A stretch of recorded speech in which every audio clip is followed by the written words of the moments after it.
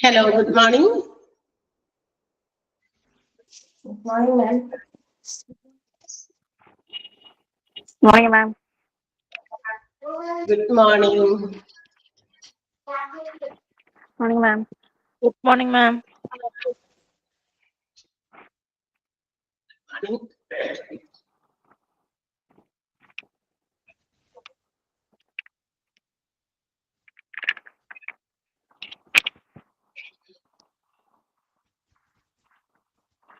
Yes, good morning all once again.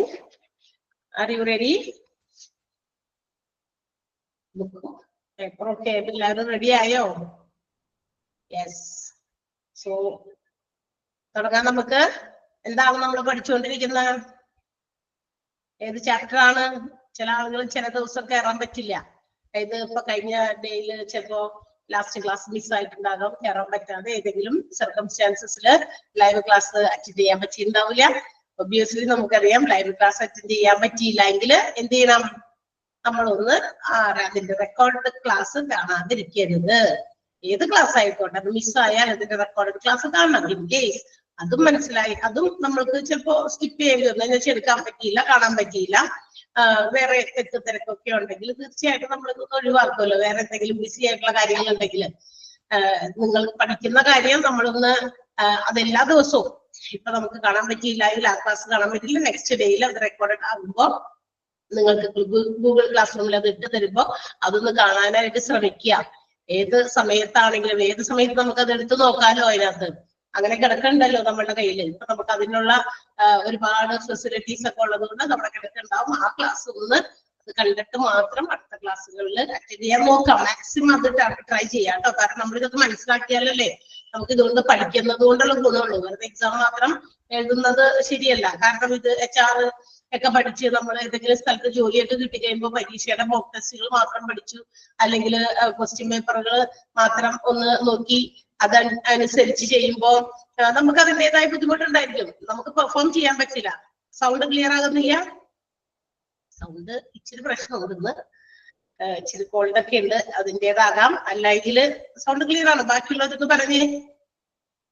അത്രയ്ക്ക് കുറഞ്ഞ സൗണ്ടിലല്ല ഞാൻ എടുക്കുന്നേ പറയുന്നേ. അപ്പൊ സൗണ്ട് കേൾക്കാത്ത ആൾക്കാരൊന്നും ജസ്റ്റ് ഒന്ന് ലീവ് ചെയ്തിട്ട് പെട്ടെന്നൊന്ന് ജോയിൻ ചെയ്യാം കേട്ടോ. ഇത്തിരി കിച്ചൊക്കെ ഉണ്ട് തൊണ്ടയ്ക്ക്, അതിൻ്റെ. അപ്പൊ നിങ്ങൾ അങ്ങനെ ഒരു കാര്യം ഓർക്കണം, ആ ക്ലാസ് ഒന്നും മിസ്സാകാതെ അത് കണ്ടിട്ട് എപ്പോഴെങ്കിലും സമയം കണ്ടെത്തി അത് കാണാൻ ശ്രമിക്കുക. എന്നിട്ട് അടുത്ത ക്ലാസ്സിൽ, അപ്പൊ അടുത്ത ക്ലാസ്സിൽ ചിലപ്പോൾ ഇന്ന് ജോയിൻ ചെയ്തപ്പോ ആ ക്ലാസ് റെക്കോർഡ് ക്ലാസ് നമുക്ക് മിസ്സായിട്ടുണ്ട്. അപ്പൊ അങ്ങനെയുള്ളവർക്ക് വേണ്ടിയിട്ടാണ് നമ്മളൊന്ന് ഉണ്ടായിരുന്നവരൊന്ന് പറയണം ഏത് ക്ലാസ് ആണ്, ഏത് ചാപ്റ്റർ നമ്മൾ എടുത്തോണ്ടിരിക്കുന്നതെന്ന്. അതിനുവേണ്ടിയാണ് ചോദിച്ചത്. അപ്പൊ ഏത് ചാപ്റ്റർ എന്നാ പറഞ്ഞേ? 6th ചാപ്റ്ററിന് പേരുണ്ടോ? 6th ചാപ്റ്റർ ആണെന്ന് ആരോ ടൈപ്പ് ചെയ്തു. ചാപ്റ്ററിന് പേരുണ്ടോ? എന്താണ്? ആർക്കും അറിയില്ല. എടുത്തോണ്ടിരിക്കുന്ന ചാപ്റ്ററിന്റെ പേര് അറിയില്ല. Grievance and handling. അതെ, grievance handling, employee discipline, employee safety and health. ഈ ഒരു ചാപ്റ്റർ ആണ്. 6th ചാപ്റ്ററിന്റെ പേര് അതാണ്. അപ്പൊ നമ്മൾ തുടക്കത്തിൽ ഇത് പറയുന്നത് എന്തിനാന്ന് വെച്ചാൽ ചില ആളുകൾ ഇതുപോലെ നേരത്തെ പറഞ്ഞ കാര്യമില്ലേ, അപ്പൊ ചിലപ്പോൾ കണ്ടിട്ടുണ്ടാവില്ല ആ ക്ലാസ്. അതിനാണ്. അല്ലാതെ എന്നെ കാണുമ്പോൾ തന്നെ എല്ലാ റെഗുലർ ആയിട്ട് ക്ലാസ് കാണുന്നവർക്ക് നോ പ്രോബ്ലം, കുഴപ്പമില്ല. കാരണം അവർക്ക് ആ റെഗുലാരിറ്റി ഉണ്ട്. അപ്പൊ ടീച്ചർ ഇന്ന സ്ഥലത്താണ് നിർത്തിയത്, അടുത്ത ദിവസം ഇന്ന സ്ഥലത്ത് തുടങ്ങണ്ടേ എന്നൊക്കെ അറിയാൻ പറ്റും. അതല്ലാത്തവർക്ക് പറ്റില്ല. അതിനു വേണ്ടിയിട്ടാണ് നമ്മളിതൊന്ന് പറഞ്ഞത്. സോ ഗ്രീവൻസ് ഹാൻഡ്ലിംഗ് എന്ന് പറയുന്ന chapter it is divided into 3 parts. അത് 3 പാർട്ടായിട്ടാണ്. ഒന്ന് grievance, that means the dissatisfaction and discontentment of employees. എംപ്ലോയീസിന് ഉണ്ടാകുന്ന തൃപ്തിക്കുറവ്, അസംതൃപ്തി, അതിനെ ഹാൻഡിൽ ചെയ്യുന്നത് എങ്ങനെയാ, അത് ആ ഒരു ഭാഗം. Next one employee discipline. Employee discipline to perform any job or any task in an organization, the employees have to follow some discipline. ഏത് ഓർഗനൈസേഷനിൽ നമ്മൾ ജോലി ചെയ്യുമ്പോൾ അവിടുത്തേതായ അച്ചടക്ക മര്യാദകൾ പാലിക്കാൻ ഓരോ എംപ്ലോയിയും ഫോഴ്സ്ഫുൾ ആണ്, അല്ലെ അവർ നിർബന്ധിതരാണ്. അപ്പൊ അത് മാത്രമല്ല, അവർക്ക് എംപ്ലോയീസിന്റെ ജോലി ചെയ്യുന്ന സമയത്ത് അവരുടെ എന്താ പറയാ ഫിസിക്കൽ ആയിട്ടുള്ളത് ലൈഫ് സേഫ്റ്റി ആൻഡ് ഹെൽത്ത് ആണ്, അവരുടെ ആരോഗ്യം, അവരുടെ സംരക്ഷണം, അങ്ങനെയുള്ള കാര്യങ്ങൾ. അപ്പൊ ഈ 3 parts ആയിട്ടാണ് ഈ ഒരു ചാപ്റ്റർ എന്ന് പറയുന്നത്. ഈ മോഡ്യൂൾ എന്ന് വേണമെങ്കിൽ നമുക്ക് പറയാം. അതിന്റെ ഫസ്റ്റ് പാർട്ടാണ് grievance handling. And the last class we have studied what is grievance and grievance management. എന്താണ് ഗ്രീവൻസ് എന്നും ഗ്രീവൻസ് മാനേജ്മെന്റ് ഒരു ഓർഗനൈസേഷനിൽ എത്രത്തോളം നെസസറി ആണ് എന്ന് നമ്മൾ കണ്ടു. If the grievance management is not properly working in an organisation, the organisation cannot achieve its goal effectively and efficiently. ഏതൊരു ബിസിനസ് ഓർഗനൈസേഷനിലും അത്യാവശ്യം വേണ്ട ഒന്നാണ് ഗ്രീവൻസ് മാനേജ്മെന്റ് എന്ന് പറയുന്നത്. അപ്പൊ ഈ ഗ്രീവൻസ് നല്ല രീതിയിൽ മാനേജ് ചെയ്തില്ല എങ്കിൽ എന്ത് സംഭവിക്കും?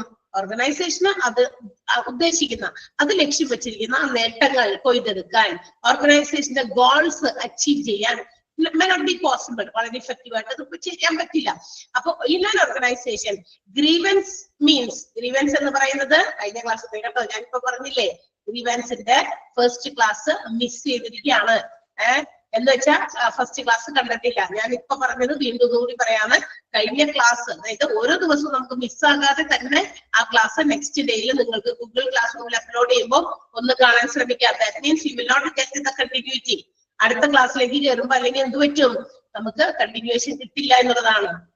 നമ്മള് ഒരു ദിവസം പറഞ്ഞ കാര്യം വീണ്ടും അടുത്ത ദിവസവും അത് തന്നെ വീണ്ടും തുടങ്ങി കഴിഞ്ഞാൽ എന്താ സംഭവിക്കുക?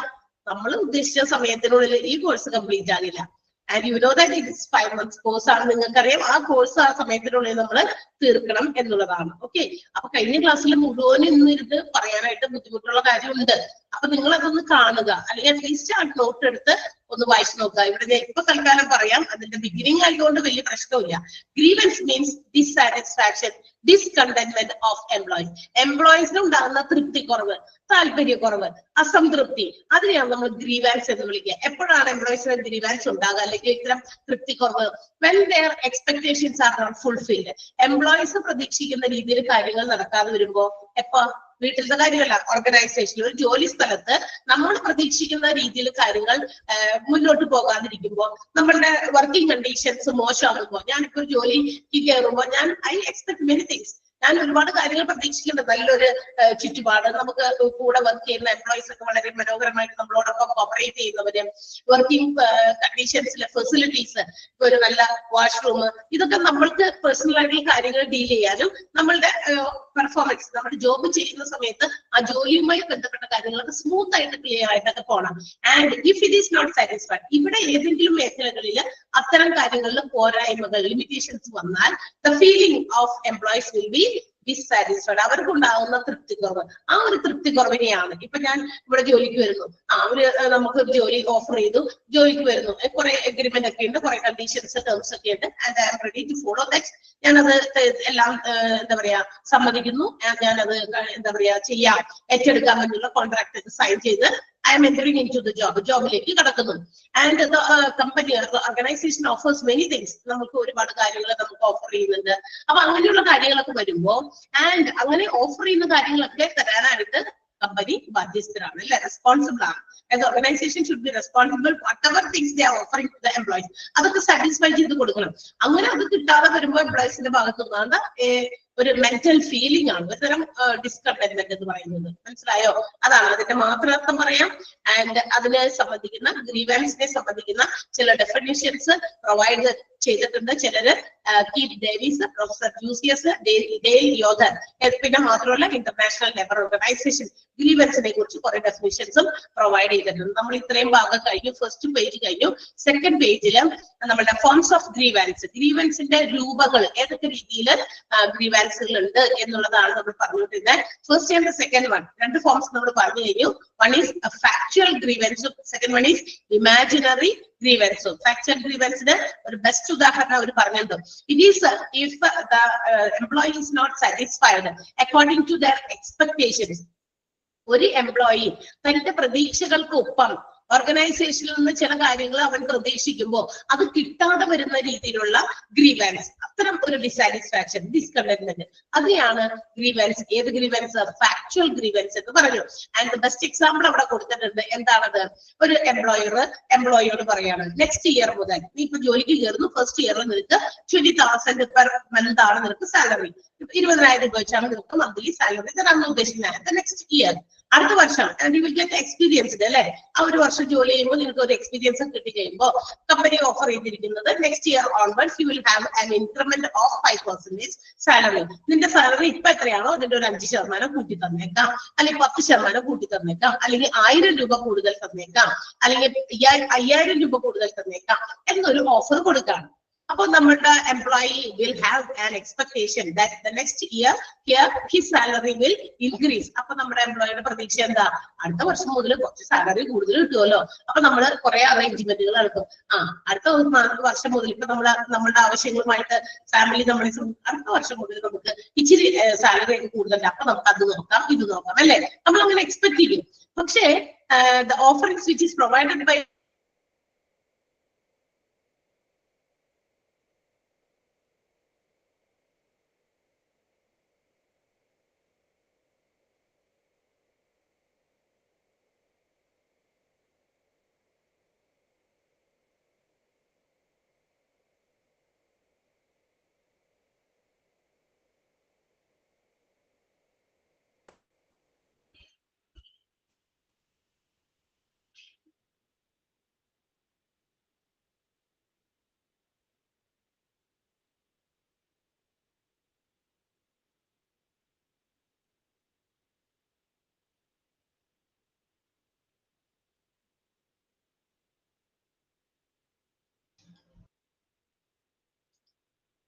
സോറി, ഇടയ്ക്ക് പെട്ടെന്ന് ഒരു നെറ്റ് പെട്ടെന്ന് കട്ടായി, അപ്പൊ തന്നെ വന്നു. ഓക്കെ, കേൾക്കാൻ പറ്റുന്നുണ്ടോ? ഓക്കെ. അപ്പൊ അങ്ങനെ ഉണ്ടാവുക. അപ്പൊ നമ്മൾ ആ പ്രതീക്ഷ, നമ്മളുടെ എക്സ്പെക്ടേഷന് വിപരീതമായിട്ട് സംഭവിക്കണേ. അങ്ങനെ വരുമ്പോൾ നമ്മുടെ മനസ്സിൽ എന്തുണ്ട്? അപ്പൊ എന്നോട് പറയാം അടുത്ത വർഷം മുതൽ എന്ത് ചെയ്യാ, സാലറി കൂട്ടി തരാന്ന് പറയുന്നു. അടുത്ത വർഷം വരുന്നത് വരെ നോക്കിയിരിക്കും. നമ്മളൊക്കെ കുറെ പ്രതീക്ഷിച്ചിരിക്കുക. അടുത്ത വർഷം ആദ്യത്തെ മാസത്തെ ശമ്പളം കിട്ടി. അപ്പൊ നമ്മൾ നോക്കിയിട്ട് എന്താ, ഇത് പഴയത് തന്നെയാണല്ലോ, മാറ്റിയില്ലല്ലോ. ഓടിപ്പോയി നമ്മൾ ചോദിക്കില്ല അടുത്ത വർഷം മുതൽ തരാന്ന് പറഞ്ഞല്ലോ. പെട്ടെന്നൊന്നും ചോദിക്കില്ല, കുറച്ച് സമയം കഴിഞ്ഞിട്ട് നമ്മൾ വിചാരിക്കും ചിലപ്പോ അവര് മറന്നുപോയതായിരിക്കാം, അടുത്ത മാസം ചോദിക്കാം, അങ്ങനെയല്ലേ നമ്മൾ ചോദിക്കും. പക്ഷെ ആ മനസ്സിലുണ്ടാകുന്ന ഒരു ഫീലിംഗ്, അതിനാണ് നമ്മൾ ഫാക്ച്വൽ ഗ്രീവൻസ് തുടങ്ങിയ. സെക്കൻഡ് വൺ എന്ന് പറയുന്നത് ഇമാജിനറി ആണ്. That means it's may not be real. അതായത് അത്തരം ഡിസാറ്റിസ്ഫാക്ഷൻ ഉണ്ടാകുന്നത് ചിലപ്പോൾ എംപ്ലോയിന്റെ സ്വന്തമായിട്ടുള്ള റോങ് പെർസെപ്ഷൻ, തെറ്റായ ധാരണ, അല്ലെങ്കിൽ നെഗറ്റീവ് ആറ്റിറ്റ്യൂഡ്. നമ്മൾക്കൊക്കെ ഇങ്ങനെ ആണ് എന്ന് വിചാരിക്കുക. ഇപ്പൊ മാനേജ്മെന്റിനെ സംബന്ധിക്കുന്ന കാര്യമോ അല്ലെങ്കിൽ ഓർഗനൈസേഷനെ സംബന്ധിക്കുന്ന കാര്യമോ എന്തെങ്കിലും നമ്മൾ തെറ്റിദ്ധരിച്ചെടുക്കുക, അതുകൊണ്ടുണ്ടാകുന്ന നമ്മുടെ മനസ്സിലുണ്ടാകുന്ന ഡിസാറ്റിസ്ഫാക്ഷൻ. ഇപ്പൊ നമ്മൾ വിചാരിക്കുകയാണ് എന്തെങ്കിലും നമ്മുടെ ഓർഗനൈസേഷനിൽ ഇപ്പൊ മാനേജ്മെന്റ് നമ്മളെ കുറിച്ച് എന്തെങ്കിലും പറഞ്ഞെന്നോ, അല്ലെങ്കിൽ നമ്മളിൽ ഏതെങ്കിലും രീതിയിൽ എന്തെങ്കിലും ഒരു എംപ്ലോയില് പെണ്ണില് ഏതെങ്കിലും തരത്തിലുള്ള തെറ്റായ ഒരു കാര്യം വന്നു എന്ന് മാനേജ്മെന്റിന്റെ സമീപത്ത് അല്ലെങ്കിൽ മാനേജ്മെന്റിൽ ഒരു ഫീലിംഗ് അങ്ങനെ ഉണ്ടായി. അപ്പൊ ഞാൻ തന്നെ തെറ്റിയിരിക്കുകയാണ്, മാനേജ്മെന്റ് എന്നെ കുറിച്ച് അങ്ങനെ വിചാരിച്ചിട്ടുണ്ടാവോ, കണ്ടോ, ആ ചിന്ത എന്റെ മനസ്സിൽ അങ്ങനെ കിടന്ന് നമ്മളെ ഡിസ്റ്റർബ് ചെയ്തുകൊണ്ടിരിക്കും അല്ലെ. ആ മാനേജ്മെന്റ് എന്നെ കുറിച്ച് അങ്ങനെ ചിന്തിച്ചിട്ടുണ്ടാവോ ഇല്ല. അങ്ങനെ ഒരു നെഗറ്റീവ് ആറ്റിറ്റ്യൂഡ് ഓർഗനൈസേഷനിൽ വർക്ക് ചെയ്യുന്ന സമയത്ത് എംപ്ലോയി സ്വയം ക്രിയേറ്റ് ചെയ്തെടുക്കുക. അതുകൊണ്ടാണ് അതിനെ ഇമാജിനറി എന്ന് പറയുന്നത്. യഥാർത്ഥത്തിൽ അങ്ങനെ ഉണ്ടാവില്ല. അതെന്താണെന്നോ അല്ലെങ്കിൽ അതിന്റെ കറക്റ്റ് ആയിട്ടുള്ള കാര്യം എന്താണെന്നോ മനസ്സിലാക്കാതെ എംപ്ലോയി സ്വയം ഡിസാറ്റിസ്ഫൈഡ് ആകുന്നു. According to his or her wrong perception, negative attitude and incorrect information. ആരെങ്കിലും തെറ്റായ രീതിയിൽ നമ്മളോട് വന്ന് ഇതിനെ കുറിച്ച് ഇങ്ങനെ മാനേജ്മെന്റ് ഇതാക്കിയിട്ടുണ്ട് കേട്ടോ, അങ്ങനെ ഒരു തെറ്റായ ഇൻഫർമേഷൻ നമ്മളിലേക്ക് പാസ് ചെയ്തിരുന്നു. ഇത്തരം കാരണങ്ങൾ കൊണ്ടുണ്ടാകുന്ന ഡിസാറ്റിസ്ഫാക്ഷനെയാണ് നമ്മൾ എന്ത് വിളിക്കുക, ഇമാജിനറി ഡിസാറ്റിസ്ഫാക്ഷൻ എന്ന് വിളിക്കാം. ആൻഡ് ഈ പറയുന്ന ഇമാജിനറി ഡിസാറ്റിസ്ഫാക്ഷൻ അല്ലെങ്കിൽ ഇമാജിനറി ഒരു grievance should be handled as soon as possible because it brings some negative impact of the organisation. ഓർഗനൈസേഷന്റെ തെറ്റായ ഒരു ഇമേജ് പുറത്തേക്ക് പോകാൻ സാധ്യതയുള്ള ഒരു തരം ഡിസാറ്റിസ്ഫാക്ഷൻ അല്ലെങ്കിൽ ഗ്രീവൻസ് ആണ് ഈ ഇമാജിനറി. അപ്പൊ ഞാൻ എന്റെ മനസ്സിൽ ഇങ്ങനെ തെറ്റായ ധാരണകൾ ഇട്ടുകൊണ്ട് നടന്ന് അത് അവിടെ കിടന്ന് ഇങ്ങനെ ഒരു വലിയ എന്താ പറയാ തൃപ്തിക്കുറവായിട്ട് ഇങ്ങനെ കിടക്കും. ആ തൃപ്തിക്കുറവ് ഞാൻ പുറത്തേക്കൊക്കെ പ്രകടിപ്പിക്കും. പുറത്തേക്ക് പ്രകടിപ്പിക്കാന്ന് പറഞ്ഞാൽ ഔട്ട്സൈഡ് ദ ഓർഗനൈസേഷൻ ചിലപ്പോൾ ഞാൻ മറ്റുള്ളവരോട് പറയുക അല്ലെ, അത് നമ്മുടെ ആ ഓർഗനൈസേഷന്റെ നെഗറ്റീവ് ഇമേജിൽ ആയിരിക്കും ഉണ്ടാക്കുക അല്ലെ. അപ്പൊ ആ ഓർഗനൈസേഷനെ കുറിച്ച് 10 ആളോട് പറയുമ്പോൾ എന്ത് പറ്റും, അവരൊക്കെ ചിന്തിക്കും അങ്ങനെയാണ് അവരുടെ കാര്യങ്ങൾ ഇങ്ങനെയാണ് എന്ന് അവരും ചിന്തിക്കും. ആ ഓർഗനൈസേഷനെ തെറ്റായ രീതിയിൽ ചിത്രീകരിക്കുന്ന ഒരു രീതിയായി പോകും imaginary grievance. So it should be handled effectively. എത്രയും പെട്ടെന്ന് അത് ഹാൻഡിൽ ചെയ്ത് ഇല്ലാണ്ടാക്കിക്കൊള്ളണം, അല്ലെങ്കിൽ അത് അവിടെ കിടന്ന് ഇങ്ങനെ വലിയ ഒരു ഇഷ്യൂ ആയി മാറാൻ സാധ്യതയുണ്ട്. മനസ്സിലായല്ലോ? ഇമാജിനറി ഗ്രീവൻസ് വരെയാണ് നമ്മൾ പറഞ്ഞത്. വൺസ് അഗൈൻ ഞാൻ പറഞ്ഞത് മാത്രം. അടുത്തത് third form of grievance is disguised grievance. ഇനി എന്താ, ഇത് ഒരു തരം എന്താ പറയുക ഡിസ്ഗൈസ്ഡ് ആണ് എന്ന് വെച്ചാൽ നമ്മളുടെ ഈ പറയുന്ന പോലെ ചില employees they expect some type of work friendliness, appreciation, psychological attachment with the organization or with the management. നമ്മളൊരു ഓർഗനൈസേഷനിൽ ജോലി ചെയ്യുന്ന സമയത്ത് നമ്മൾ ചില കാര്യങ്ങൾ മറ്റൊരു രീതിയിൽ പ്രതീക്ഷിക്കുന്നുണ്ട്. നേരത്തെ പറഞ്ഞു പ്രതീക്ഷിക്കുന്നത് നമ്മളുടെ സാലറി കൂട്ടിത്തരും, അത് പ്രതീക്ഷിച്ചു, അപ്പൊ കിട്ടാണ്ടായി, അത് ഫാക്ച്വല്. അതേസമയം മറ്റു രീതിയിൽ പല രൂപത്തിലൊന്നും അല്ല, മോണിറ്ററി ടേംസിലൊന്നും അല്ല, അല്ലാതെ ചില കാര്യങ്ങൾ. ഇപ്പൊ ഞാൻ എന്താ പറയാ, നമ്മൾ ചെയ്യുന്ന ജോലി നമ്മൾ വളരെ പെർഫെക്റ്റ് ആയിട്ട് ചെയ്യുന്നു, വളരെ ഡീസെന്റ് ആയിട്ട് ചെയ്യുന്നു, മറ്റുള്ളവരിൽ നിന്നും കുറച്ചുകൂടി ഉയർന്ന രീതിയിൽ നമ്മൾ എന്തെങ്കിലും ജോലി ചെയ്യുന്നു.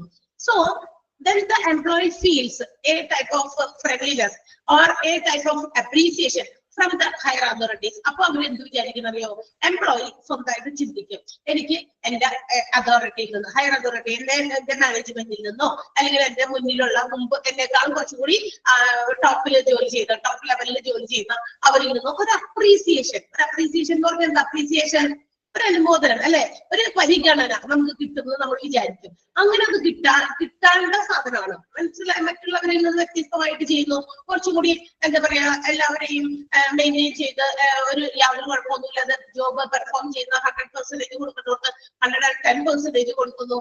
പക്ഷേ there is no any friendly approach or any appreciation from the higher authorities. മുകളിലുള്ള ടോപ്പ് ലെവലിലെ മാനേജ്മെന്റിൽ നിന്നോ മറ്റുള്ളവരിൽ നിന്നോ ഒരു അപ്രീസിയേഷൻ ഒന്നും കിട്ടാതെ വരുന്നു. ചില ആളുകളത് ആഗ്രഹിക്കുന്നുണ്ട്. അപ്പൊ അത് കൊടുക്കുക, അവരെ വിളിച്ചിരുത്തിയിട്ട് കുറച്ച് എംപ്ലോയീസിന്റെ ഇടയിൽ അവരെ വിളിച്ചു നിർത്തി, കണ്ടോ അതെ ഇയാളെ നമ്മൾ ഉദ്ദേശിച്ച ടാർഗറ്റ് ഇതാണ്, പക്ഷെ he has attained this much, ഇത്രയായി, അപ്പൊ വെൽ ഡൺ എന്നൊക്കെ പറഞ്ഞൊരു ക്ലാപ്പ് ഒക്കെ കൊടുത്ത് ഒന്ന് എല്ലാവരുടെയും മുമ്പിൽ ഒന്ന് അനുമോദിച്ച് ഒന്ന് കൺഗ്രാറ്റുലേറ്റ് ചെയ്ത്. So some people, some employees expect such a type of appreciation, friendliness and also success. മറ്റുള്ളവരുടെ ഇടയിൽ ഒരു നല്ലൊരു എന്താ പറയാ വിജയം കണ്ടെത്താനും അങ്ങനെയുള്ള കാര്യങ്ങളൊക്കെ. പക്ഷെ ഇങ്ങനെയുള്ളത് കിട്ടാതെ വരുമ്പോ ചില ഫീലിംഗ് ചില എംപ്ലോയീസിന്റെ മനസ്സിലുണ്ടായിരിക്കും. അത്തരം ആ ഒരു ഫീലിംഗിനെയാണ് ഡിസ്ഗൈസ്ഡ് ഗ്രീവാൻസ് എന്ന് വിളിക്കുക. ക്ലിയർ ആയോ? ദാറ്റ് മീൻസ് അവരുടെ സൈക്കോളജിക്കൽ നീഡ്സ് ആണ്. ക്യാഷ് കൊണ്ട് ഉണ്ടാകുന്ന നീഡ്സ് അല്ല, കാശ് കൊണ്ട് തൃപ്തിപ്പെടുത്തേണ്ട ആവശ്യങ്ങളല്ല, അതല്ല. നമ്മുടെ സൈക്കോളജിക്കൽ ഒരു മെന്റൽ സാറ്റിസ്ഫാക്ഷൻ ആണ് ഈ പറയുന്ന അനുമോദനം കിട്ടുക, അല്ലെങ്കിൽ ഒന്ന് ഫ്രണ്ട്ലി ആയിട്ട് കണ്ടോ മറ്റുള്ളവരിൽ നിന്നും കുറച്ചുകൂടി ഫ്രണ്ട്ലി മാനറിൽ ആ എംപ്ലോയിയോട് പെരുമാറുക. കാരണം നമ്മൾ ഉദ്ദേശിച്ചതിനേക്കാൾ കൂടുതൽ എഫിഷ്യന്റ് ആയിട്ടും ഇഫക്റ്റീവ് ആയിട്ടും ദാറ്റ് എംപ്ലോയീസ് വർക്കിംഗ് അവർ ചെയ്യുന്നുണ്ട്. അപ്പൊ അവർക്ക് കൊടുക്കേണ്ട അപ്രീസിയേഷൻ കൊടുക്കുക, അവരെ ഒരു ലീഡർഷിപ്പ് ക്വാളിറ്റി ഒക്കെ കൊടുത്തേ, ഇയാളെ കണ്ടുപിടിക്കുക, ഇയാളെ ചെയ്യുന്നത് പോലെ നിങ്ങൾക്ക് സംശയം ഇയാളെ സമീപിക്കുക, കണ്ടോ അങ്ങനെയൊക്കെ പറഞ്ഞു കൊടുക്കുമ്പോ അവരുടെ മനസ്സിൽ എന്തുണ്ടാകും, ഒരു ഫീലിംഗ് ഓഫ് ഒരു സൈക്കോളജിക്കൽ സാറ്റിസ്ഫാക്ഷൻ, മാനസികമായിട്ടുള്ള സന്തോഷം ആളിൽ ഉൾപ്പെടുന്നു. അങ്ങനെ ഇല്ലാതെ വരുമ്പോഴാണ് എന്തുണ്ടാകുക, ഡിസ്ഗൈസ്ഡ് ഗ്രീവൻസ് ഉണ്ടാകുക. മനസ്സിലായോ? So disguised ആയിട്ടുള്ള ഗ്രീവൻസ് ആണെങ്കിൽ കൂടി it should be also taken into consideration. നമ്മൾ എന്ത് ചെയ്യണം, അത് പരിഗണിക്കാതെ വിടരുത്, അതിനെ പരിഗണിക്കണം. Because if it is neglected, അങ്ങനെയുള്ള കാര്യങ്ങൾ വന്നാൽ അത് നമ്മൾ പരിഗണിച്ചില്ല എങ്കിൽ എന്താ സംഭവിക്കുക, ഹാംഫുൾ കോൺസിക്വൻസസ്. ഹാംഫുൾ എന്ന് പറഞ്ഞാൽ ഉപദ്രവകരമായിട്ടുള്ള ചില പ്രതിഫലങ്ങളായിരിക്കും അതുകൊണ്ടുണ്ടാകുക.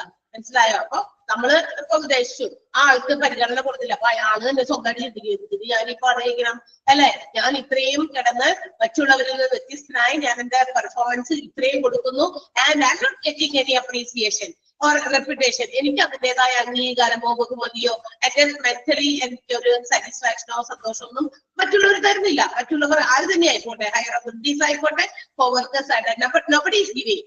So why should I perform like this? പിന്നെ ഞാൻ ഇതിലേക്ക് എഫിഷ്യന്റ് ആകണേ, എഫക്റ്റീവ് ആകണേ, മറ്റുള്ളവരെ പോലെ തന്നെ ആയപ്പോലെ എന്നൊരു ചിന്ത കണ്ടോ. അപ്പൊ അവിടെ അത് ഗുണത്തേക്കാളേറെ ദോഷമായിട്ട് ചെയ്യുക. അത്തരം ഒരു അംഗീകാരം കൊടുക്കേണ്ടത് കൊടുക്കണം, അത്രയേ ഉള്ളൂ. So these are the 3 forms of grievances. ഇതാണ് നമ്മുടെ 3 type of grievances. ഏതൊക്കെയായിരുന്നു? ഫാക്ച്വൽ, എക്സ്പെക്ടേഷന് വിപരീതമായി നടക്കുക, നമ്മൾ പ്രതീക്ഷകൾ നടത്തപ്പെടാതെ വരിക, ദാറ്റ് ഈസ് അങ്ങനെ ഉണ്ടാകുന്ന ഡിസാറ്റിസ്ഫാക്ഷൻ, അത് ഫാക്ച്വൽ. ഇമാജിനറി മീൻസ് നമ്മൾ റോങ് ഇൻഫോർമേഷൻ, അതുപോലെ തന്നെ നെഗറ്റീവ് ആറ്റിറ്റ്യൂഡ്, അതുപോലെ തന്നെ ഇൻകറക്റ്റ് ഇൻഫോർമേഷൻ, ഇതുകൊണ്ട് എംപ്ലോയീസ് സ്വന്തമായിട്ട് ഇമാജിൻ ചെയ്ത എംപ്ലോയീസ് ഉണ്ടാക്കിയെടുക്കുന്ന ഒരു dissatisfaction, that is called imaginary. Third one disguised ആണ്. Disguised according to the employees, they have to be satisfied with their psychological needs. അവർക്ക് തൃപ്തി വരേണ്ടത് അവരുടെ മാനസികമായിട്ടുള്ള ആവശ്യങ്ങളെ കൂടി തൃപ്തിപ്പെടുത്തേണ്ടതാണ്. അപ്പൊ അത് നെഗ്ലക്ട് ചെയ്യപ്പെടുമ്പോൾ ലീഡ് ടു എന്തിലേക്ക് നയിക്കും? അതും ഒരു എന്താ പറയാ ഗ്രീവാൻസിലേക്ക് ആയിരിക്കും ലീഡ് ചെയ്യുക. ക്ലിയർ ആണല്ലോ? മൂന്നെണ്ണം. ഫസ്റ്റ് സെന്റൻസ് അണ്ടർലൈൻ ചെയ്യാട്ടോ. ഡിസ്ഗൈസിന്റെ ഫസ്റ്റ് സെന്റൻസ് അണ്ടർലൈൻ ചെയ്യാം. When an employee is not aware about the reasons for his dissatisfaction, then he has a disguised grievance. അത് അണ്ടർലൈൻ ചെയ്യണം. Next sentence generally employees are generally വേണ്ട. Employees' psychological needs like need for appreciation, friendliness, authority, success, etc. are not met. ഇത് തൃപ്തിപ്പെടുത്താതെ വരുമ്പോൾ ഉണ്ടാകുന്നതാണ് disguised grievance. രണ്ട് സെന്റൻസും underline ചെയ്യാം.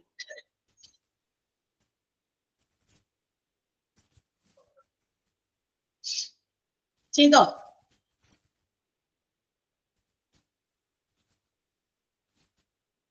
അടുത്ത പറയട്ടെ. Let's see what are the sources of grievance. ഈ ഗ്രീവൻസുകൾ അല്ലെങ്കിൽ ഇത്തരം ഡിസാറ്റിസ്ഫാക്ഷൻ, ഡിസ്കണ്ടന്റ്മെന്റ് വരുന്ന സ്ഥലം എങ്ങനെയൊക്കെ വരാം, ഏതൊക്കെയാണ് അതിന്റെ ഉറവിടം, സോഴ്സ് എവിടെ നിന്നാണ്? ഒരു സോഴ്സ് ഉണ്ടാവുമല്ലോ. എന്തുകൊണ്ടാണ് അല്ലെങ്കിൽ എവിടെ നിന്നാണ് ഈ ഗ്രീവൻസുകൾ എന്താ പറയാ ഉടലെടുക്കാനുള്ള സാധ്യതകൾ? Let's see. അത് first one, main sources of grievance. Grievance ഉണ്ടാകാനുള്ള പ്രധാനപ്പെട്ട സോഴ്സസ് എന്ന് പറയുന്നത് ഒന്ന് മാനേജ്മെന്റ് പ്രാക്ടീസസിൽ നിന്നാണ്. അത് ഏതാണ്? Management practices. മാനേജ്മെന്റ് കൊണ്ടുവരുന്ന ചില കാര്യങ്ങൾ എന്ന് വെച്ചാൽ അവര് നടപ്പിലാക്കുന്ന ചില കാര്യങ്ങൾ കൊണ്ടുണ്ടാകുന്നതാണ്. രണ്ടാമത്തേത് grievance resulting from personal management. ഈ പറയുന്ന എംപ്ലോയീസിനെയൊക്കെ നമ്മൾ പേഴ്സണലി എങ്ങനെയാണോ മാനേജ് ചെയ്യുന്നത് അതുമായി ഉണ്ടാകാവുന്ന ഗ്രീവൻസ്, അവിടെയും ഗ്രീവൻസുകൾ ഉടലെടുക്കാം. Last one, third one is according to the working conditions. അവിടുത്തെ വർക്കിംഗ് കണ്ടീഷൻസുമായിട്ട് ബന്ധപ്പെട്ടിട്ടും എന്തുണ്ടാകാം? ഗ്രീവൻസ് ഉണ്ടാകാം. അപ്പൊ ഈ മൂന്ന് സ്രോതസ്സുകളിൽ നിന്നാണ്, സോഴ്സസിൽ നിന്നാണ് ഗ്രീവൻസുകൾ ഉണ്ടാകാൻ സാധ്യതയുള്ളത്. ഏതൊക്കെയാണ്? മാനേജ്മെന്റ് പ്രാക്ടീസസ്, മാനേജ്മെന്റ് നടപ്പിലാക്കുന്ന ചില പ്രവർത്തികൾ കൊണ്ട്. രണ്ടാമത്തേത് grievance resulting from personal management. അതായത് നമ്മൾ എംപ്ലോയീസിനെ എങ്ങനെയാണ് പേഴ്സണലി ഡീൽ ചെയ്യുന്നത് അതുകൊണ്ടുണ്ടാകുന്ന grievance. And the last one from working conditions. അതായത് ഓർഗനൈസേഷന്റെ വർക്കിംഗ് വ്യവസ്ഥകള്, കണ്ടീഷൻസ്, അവസ്ഥകൾ, അതുമായി ബന്ധപ്പെട്ടിട്ടുണ്ടാകുന്ന grievance. So let's see each and everyone. ഈ മൂന്നും ഏത് രീതിയിലൊക്കെയാണ് മാനേജ്മെന്റ് പ്രാക്ടീസ് കൊണ്ടുണ്ടാകുന്നത്, ഏതൊക്കെയാ, മറ്റേത് ഏതാ, അതിന്റെ മൂന്ന് കാര്യങ്ങൾ നമുക്ക് ഡീറ്റെയിൽ ആയിട്ട് പഠിക്കാനുണ്ട്. നമുക്ക് നോക്കാം. ഒന്നാമത്തേത് ഗ്രീവൻസ് ക്യാൻ ബി ഫ്രം എവിടുന്ന? Management practices. Following management practices. അതായത് ഓർഗനൈസേഷനില് മാനേജ്മെന്റ് പല കാര്യങ്ങളും നടപ്പിലാക്കും അല്ലെ. ആ നടപ്പിലാക്കുന്ന രീതികളുമായി ബന്ധപ്പെട്ടിട്ട് ഗ്രീവൻസുകൾ ഉണ്ടാകാൻ സാധ്യതയുണ്ട്. ചില കാര്യങ്ങളൊക്കെ മാനേജ്മെന്റ് കൊണ്ടുവരുമ്പോ it may not be acceptable by the employees. ചിലപ്പോൾ അത് എംപ്ലോയീസിന് എല്ലാം അംഗീകരിക്കണമെന്ന് നിർബന്ധമില്ല. ചിലപ്പോൾ അംഗീകരിക്കാൻ പറ്റാത്ത കാര്യങ്ങളൊക്കെ കൊണ്ടുവരും. അപ്പൊ മാനേജ്മെന്റ് നടപ്പിലാക്കുന്ന ചില കാര്യങ്ങൾ കൊണ്ട് ഗ്രീവൻസുകൾ ഉടലെടുക്കാൻ എന്താ പറയാ സാധ്യതകളുണ്ട്, പോസിബിലിറ്റീസ് ഉണ്ട്. സോ ഒന്നാമത്തേത്, അതുമായി ബന്ധപ്പെട്ടിട്ട് ഒന്നാമത്തേത് മാനേജ്മെന്റിന്റെ സ്റ്റൈലാണ്. എന്താ മാനേജ്മെന്റിന്റെ സ്റ്റൈല്?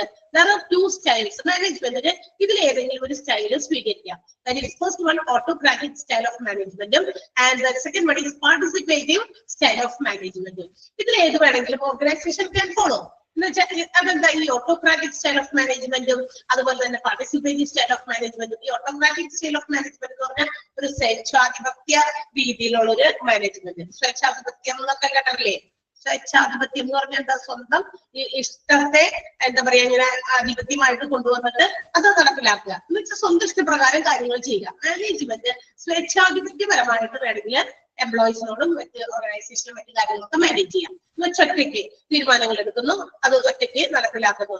അതിൽ എംപ്ലോയീസിന്റെ പാർട്ടിസിപ്പേഷൻ കൊടുക്കുന്നില്ല. മനസ്സിലായോ?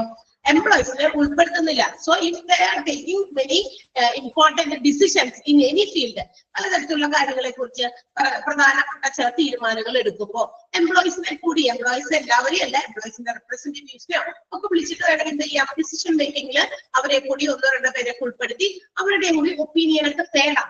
അതാണ് participative style of management. Is it clear? Two types of management മനസ്സിലായോ? Autocratic style of management and participative style of management. What is the difference between these two? എന്താണ്? ഓട്ടോക്രാറ്റിക്കൽ decisions will be taken by the management itself without considering the employees. എംപ്ലോയീസിനെ പരിഗണിക്കുന്നില്ല. അവര് തന്നെ സ്വന്തമായിട്ട് കുറെ കാര്യങ്ങൾ നമ്മളിങ്ങനെ ഒരു ഡെവലപ്മെന്റ്, നമ്മുടെ ഓർഗനൈസേഷൻ പുതിയൊരു ടെക്നോളജി കൊണ്ടുവരുന്നു, പിന്നെ ഏതെങ്കിലും ഒരു ഡിപ്പാർട്ട്മെന്റിൽ അത് കൊണ്ടുവരുന്നത്. അപ്പൊ എന്ത് ചെയ്യണം, സ്വന്തമായിട്ട് അത് തീരുമാനിക്കുന്നു, കാര്യങ്ങൾ നടപ്പിലാക്കുന്നു. അതേസമയം ആ ഒരു ഡിപ്പാർട്ട്മെന്റിൽ if they are installing any new machinery, they can ask with the employees, those who are working in that particular department.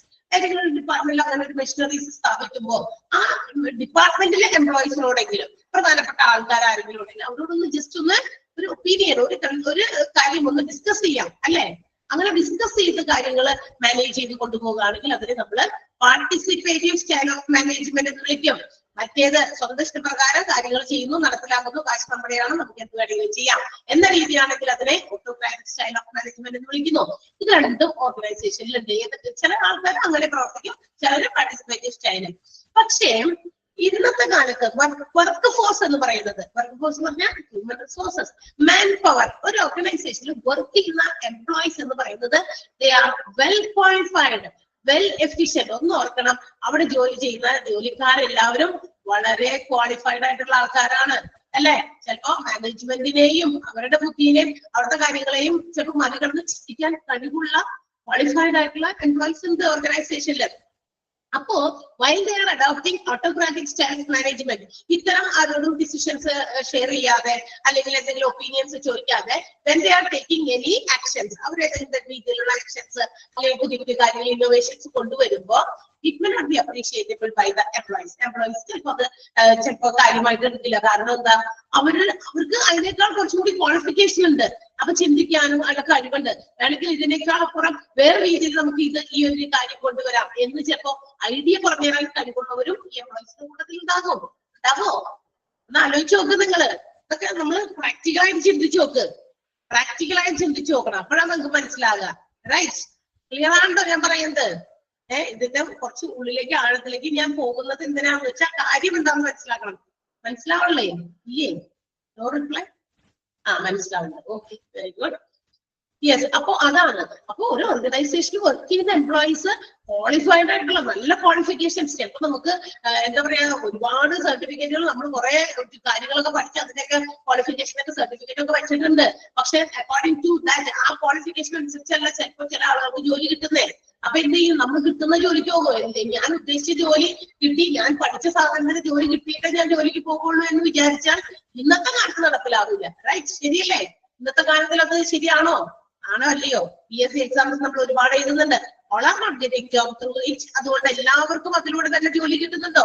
ഇല്ല. ആ റാങ്ക് ലിസ്റ്റിൽ വരുന്നതിൽ നിന്ന് തന്നെ വീണ്ടും ഒരുപാട് കാര്യങ്ങൾ കടമ്പകൾ കയറാൻ കിട്ടുക. അപ്പൊ നമ്മളുടെ ക്വാളിഫിക്കേഷൻ അനുസരിച്ചുള്ള ജോലിയല്ല നമുക്ക് കിട്ടുന്നത്. അപ്പൊ നമ്മള് ഫോഴ്സ്ഫുള്ളി നമ്മള് എന്തെങ്കിലും ജോലി ചെയ്യാൻ എന്താ പറയാ ഉത്തരവാദിത്തപ്പെട്ട് നമ്മൾ പോകുന്നു. അപ്പൊ നമ്മുടെ ക്വാളിഫിക്കേഷന് കുറെ താഴേക്കുള്ള ജോലിയായിരിക്കും കിട്ടിയിരിക്കുന്നത്. എങ്കിലും എന്താണ്, ഒരു ഇൻകം വേണ്ടേ? എപ്പോഴും മറ്റുള്ളവരുടെ ഡിപ്പെൻഡ് ചെയ്ത് നമുക്ക് ജീവിക്കാൻ പറ്റുമോ? പറ്റില്ല. സോ ഇൻഡിപെൻഡന്റ് ആകാനായിട്ട് നമ്മളൊരു ഇൻകം വേണം. ആ ഇൻകമിന് നമ്മുടെ ഈ ക്വാളിഫിക്കേഷൻസിനെയൊക്കെ ചിലപ്പോൾ നമ്മൾ മാറ്റി വെച്ചിട്ട് നമുക്ക് കിട്ടിയിരിക്കുന്ന ജോലിയിലേക്ക് നമ്മൾ കിടക്കും. സോ എഫിഷ്യന്റ് ആയിട്ടുള്ള ക്വാളിഫൈഡ് ആയിട്ടുള്ള എംപ്ലോയീസ് ഓർഗനൈസേഷനിൽ ഉണ്ട്.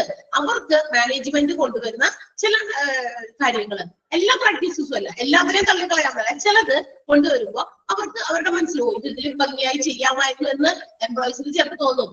പിന്നെ പറയില്ല, കാരണം എന്താ, മാനേജ്മെന്റ് ആണ്, മാനേജ്മെന്റിന്റെ എല്ലാം മാനേജ്മെന്റ് ഡിസിഷൻ ആണ്. അപ്പൊ നമ്മൾ എന്ത് ചെയ്യും, അത് നമ്മുടെ മനസ്സിലാകുന്ന ഒരു തോന്നൽ അവിടെ കിടക്കും അല്ലെ. ആ ഒരു ഗ്രീവൻസ് പോലെ നമ്മൾ കിടക്കും, ഡിസാറ്റിസ്ഫാക്ഷൻ. കാരണം എന്താ, ഇതിൽ നന്നായി നമുക്ക് ചെയ്യായിരുന്നു, ഈ ഒരു രീതിക്ക് വേറൊരു രീതി അഡോപ്റ്റ് ചെയ്യായിരുന്നില്ലേ. പക്ഷെ അത് ആരോട് ചോദിച്ചാലല്ലേ നമുക്ക് പറയാൻ പറ്റുള്ളൂ. അതുകൊണ്ട് എംപ്ലോയീസിന് അവിടെ ആ ഒരു ഫീലിംഗ് ആയിട്ട് അവിടെ കിടക്കും. അത് autocratic style. Participative style of management കൊടുക്കുന്ന ആ രീതിയിലും പ്രവർത്തിക്കുന്ന ഓർഗനൈസേഷൻസും ഉണ്ട്. Participate employees also in taking decisions. പല പുതിയ പുതിയ കാര്യങ്ങൾ അഡോപ്റ്റ് ചെയ്യുമ്പോൾ എംപ്ലോയീസിന്റെ കാര്യങ്ങൾ അവരെ കൂടി പരിഗണിക്കും. ഒന്നോ രണ്ടോ പേരെ ചിലപ്പോൾ അതിന് വിളിച്ചിട്ട് എന്ത് ചെയ്തു, അവരുടെ കൂടി അഭിപ്രായം ഒപ്പീനിയൻസ് ചോദിക്കാം. അപ്പൊ അവർക്ക് കാര്യങ്ങൾ കൂടി കൺസിഡർ ചെയ്തിട്ട് they can bring new innovations, പുതിയ പുതിയ കാര്യങ്ങൾ കൊണ്ടുവരാൻ സാധിക്കും. ഓക്കെ, അപ്പൊ അത് മാനേജ്മെന്റിന്റെ സ്റ്റൈൽ. അപ്പൊ ഓട്ടോക്രാറ്റിക് സ്റ്റൈൽ അല്ല എല്ലാവരും ആഗ്രഹിക്കുന്ന, എംപ്ലോയീസ് ആഗ്രഹിക്കുന്നത്, പ്രിഫർ ചെയ്യുന്നത് പാർട്ടിസിപ്പേറ്റീവ് സ്റ്റൈൽ എന്നാണ് പറഞ്ഞിരിക്കുന്നത്. Participative style is more appreciated. അവര് ആഗ്രഹിക്കുന്നത്, എംപ്ലോയീസ് അപ്രീഷിയേറ്റ് ചെയ്യുന്നത് എപ്പോഴും ഓട്ടോക്രാറ്റിക് സ്റ്റൈൽ ഓഫ് മാനേജ്മെന്റ് അല്ല, പാർട്ടിസിപ്പേറ്റീവ് സ്റ്റൈൽ ഓഫ് മാനേജ്മെന്റ് ആണ്. സോ ആ ഒരു സ്റ്റൈൽ അഡോപ്റ്റ് ചെയ്ത് കഴിഞ്ഞാൽ ഓർഗനൈസേഷൻസ് അതിന്റെ പുതിയ പുതിയ കാര്യങ്ങളൊക്കെ കൊണ്ടുവരുമ്പോൾ they can take decisions according to the opinion of employees. എംപ്ലോയീസിനെ കൂടി ഉൾപ്പെടുത്തി അവരുടെ ഒപ്പീനിയൻസ് കൂടി അറിഞ്ഞ് എന്ത് ചെയ്യാം, കൊണ്ടുവരാം. അപ്പൊ അങ്ങനെ വരാതെ വരുമ്പോഴാണ് എന്ത് ചെയ്യുന്നത്, ഗ്രീവൻസ് ഉണ്ടാകുന്നത്. So it's A source of grievance. അപ്പൊ ഇങ്ങനെയുള്ള ഡിസാറ്റിസ്ഫാക്ഷൻ ഉണ്ടാകാനുള്ള ഒരു വഴിയാണ് മാനേജ്മെന്റിന്റെ സ്റ്റൈൽ. ക്ലിയർ ആയോ? ഏത് സ്റ്റൈലായിരിക്കും ആളുകൾ അപ്രീഷിയേറ്റ് ചെയ്യുന്നത്, എംപ്ലോയീസ് അപ്രീഷിയേറ്റ് ചെയ്യുന്നത്? പാർട്ടിസിപ്പേറ്റീവ് സ്റ്റൈലാണ്. ഓട്ടോക്രാറ്റിക് സ്റ്റൈൽ അവിടെ അപ്രീഷിയേറ്റ് ചെയ്യില്ല. ഓട്ടോക്രാറ്റിക് സ്റ്റൈൽ കൊണ്ടുവന്നാൽ അപ്പൊ തന്നെ എംപ്ലോയീസിന്റെ മനസ്സിൽ ഗ്രീവൻസുകൾ വന്നു കഴിഞ്ഞു, ഡിസാറ്റിസ്ഫാക്ഷൻ. സോ അതിന്റെ ഫസ്റ്റ് സെന്റൻസ് അണ്ടർലൈൻ ചെയ്യാട്ടാ. Autocratic style of management at one end and participative style of management on the other may cause grievance among the workforce in an organization. Autocratic style of management അല്ലെങ്കിൽ participative style of management ആണ് എന്ത് ചെയ്യുന്നത്, ഈ എംപ്ലോയീസിന്റെ ഇടയിൽ എന്തുണ്ടാക്കുക, ഇതുപോലുള്ള ഗ്രീവൻസുകൾക്ക് കാരണമാകുക. First sentence underline ചെയ്യാം. പിന്നെ അടുത്ത സെന്റൻസ് ഫോർ എക്സാമ്പിൾ എന്ന് പറഞ്ഞ സെന്റൻസ് അണ്ടർലൈൻ ചെയ്യണം. The work force composed of extremely qualified people. ഒരു ഓർഗനൈസേഷനിൽ ജോലി ചെയ്യുന്ന ആളുകളില് മെജോറിറ്റി ആളുകളും ക്വാളിഫൈഡ് പീപ്പിൾ ആണ്. They may not appreciate an autocratic style. അവര് എന്ത് ചെയ്യുന്നില്ല, ഓട്ടോക്രാറ്റിക് സ്റ്റൈൽ ഓഫ് മാനേജ്മെന്റ് ഓർഗനൈസേഷനിൽ അവര് ഇപ്പോഴത്തെ സാഹചര്യങ്ങളൊന്നും ആരും അപ്രീഷിയേറ്റ് ചെയ്യുന്നില്ല. പണ്ടൊക്കെ ആണെങ്കിൽ ഓക്കെ, പണ്ടൊക്കെ ഓരോരുത്തരുടെ ക്വാളിഫിക്കേഷൻ അനുസരിച്ചുള്ള ജോലിയൊക്കെ കിട്ടുമായിരുന്നു ഒരു 10-30 കൊല്ലമൊക്കെ മുമ്പ്. പക്ഷെ ഈ പ്രസന്റ് സിറ്റുവേഷൻസിൽ അത് നമുക്ക് പറ്റില്ല. കാരണം എല്ലാ ഓർഗനൈസേഷനിലും ഇപ്പൊ നമ്മൾ ചെന്ന് കഴിഞ്ഞാൽ ചില സ്ഥലത്തൊക്കെ ചില ഡിപ്പാർട്ട്മെന്റിലൊക്കെ വർക്ക് ചെയ്യുന്നവരോട് നമ്മൾ അവരുടെ ക്വാളിഫിക്കേഷൻ ഒക്കെ ചോദിച്ചു കഴിഞ്ഞാൽ നമ്മൾ ചിലപ്പോ ഞെട്ടിപ്പോകും. കാരണം എന്താ, ഭയങ്കര ക്വാളിഫിക്കേഷൻ ഉണ്ട്, പക്ഷെ അതിന് പ്രൊപ്പോർഷനേറ്റ് ആയിട്ടുള്ള ഒരു ജോലി ആ ഒരു ഫീൽഡല്ല നമ്മൾ ആളെ കാണുന്നത്. അപ്പൊ നമ്മൾ പെട്ടെന്ന് എന്താ പറയാ, ഇത്രയും പഠിച്ചിട്ട് അല്ലെങ്കിൽ ഇത്രയും ക്വാളിഫൈഡ് ആയിട്ട് why are you doing this job എന്നൊക്കെ നമുക്ക് ചോദിക്കേണ്ട ഒരു സാഹചര്യത്തിലേക്ക് പോകും. മനസ്സിലായോ? അപ്പൊ ആ ഒരു സെന്റൻസ് അണ്ടർലൈൻ ചെയ്യാം. ഫോർ എക്സാമ്പിൾ എന്ന് തുടങ്ങി ഈസ് മോർ അപ്രീഷിയേറ്റഡ്. ഈ സെന്റൻസ് ചെയ്തോ? മനസ്സിലായല്ലോ എല്ലാവർക്കും? പോയിന്റ് മനസ്സിലായില്ലേ? Then മാനേജ്മെന്റ് പ്രാക്ടീസസിൽ വരുന്ന നെക്സ്റ്റ് സോഴ്സ് ഓഫ് ഗ്രീവൻസ് ആണ് സോഷ്യൽ ഡിസ്റ്റൻസ്. എന്താണ് സോഷ്യൽ ഡിസ്റ്റൻസ്? നമ്മൾ കേട്ടല്ലേ, നമുക്ക് പരിചയമുള്ള ഒരു വാക്കല്ലേ, ഒരു ഫ്രേസ് അല്ലേ സോഷ്യൽ ഡിസ്റ്റൻസ് എന്ന് പറഞ്ഞാൽ സാമൂഹിക അകലം. ഇവിടെ എന്താ ഈ ഒരു സാമൂഹിക അകലം എന്ന് പറയാൻ കാരണം? നമ്മുടെ ഇപ്പൊ ഈ പഠിക്കുന്ന HRM എവിടെ ഈ സോഷ്യൽ ഡിസ്റ്റൻസ് അല്ലെങ്കിൽ സാമൂഹിക അകലം വന്നത്? Yes, the distance between the manager and the workers അല്ലെങ്കിൽ എംപ്ലോയീസ്.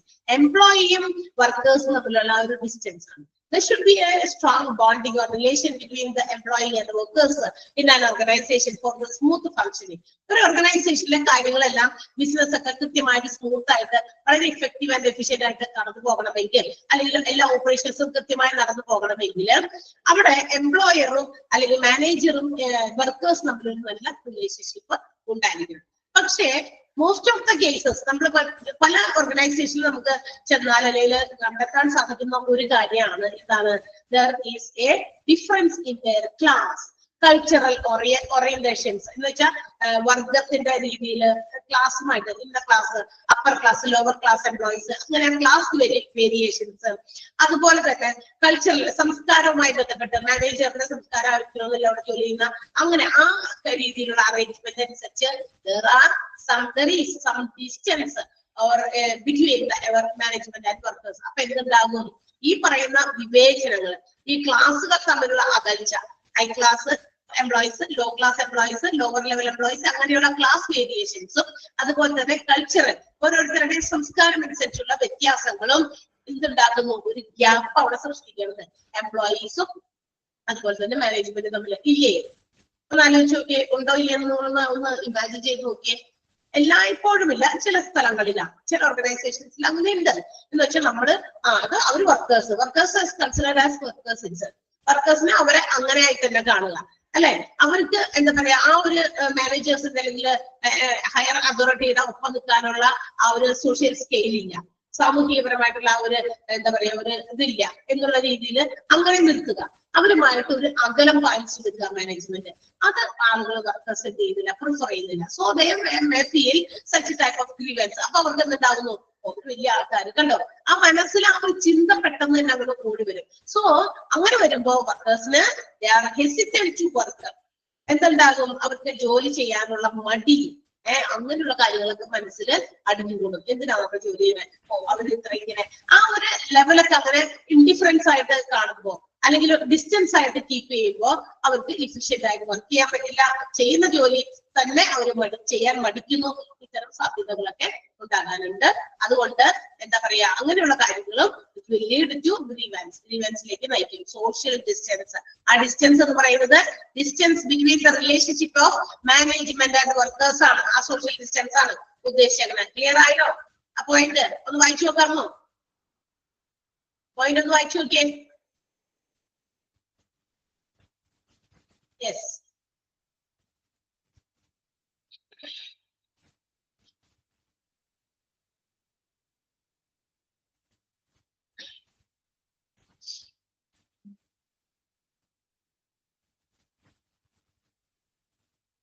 അയച്ചല്ലോ. ഫസ്റ്റ് സെന്റൻസ് ഒന്ന് അണ്ടർലൈൻ ചെയ്യണം കേട്ടാ. The relationship between the workers and managers is characterised by social distance because there may be differences in class and cultural orientations between management and workers. എന്തുകൊണ്ടാണ് അങ്ങനെ ഒരു distance വരണേന്ന്? ആ distance വരാനുള്ള കാരണമാണ് difference in ക്ലാസും cultural ഓറിയന്റേഷൻസിലും ഉണ്ടാകുന്ന വ്യത്യാസം. ആ രണ്ട് സെന്റൻസ് അണ്ടർലൈൻ ചെയ്യാം.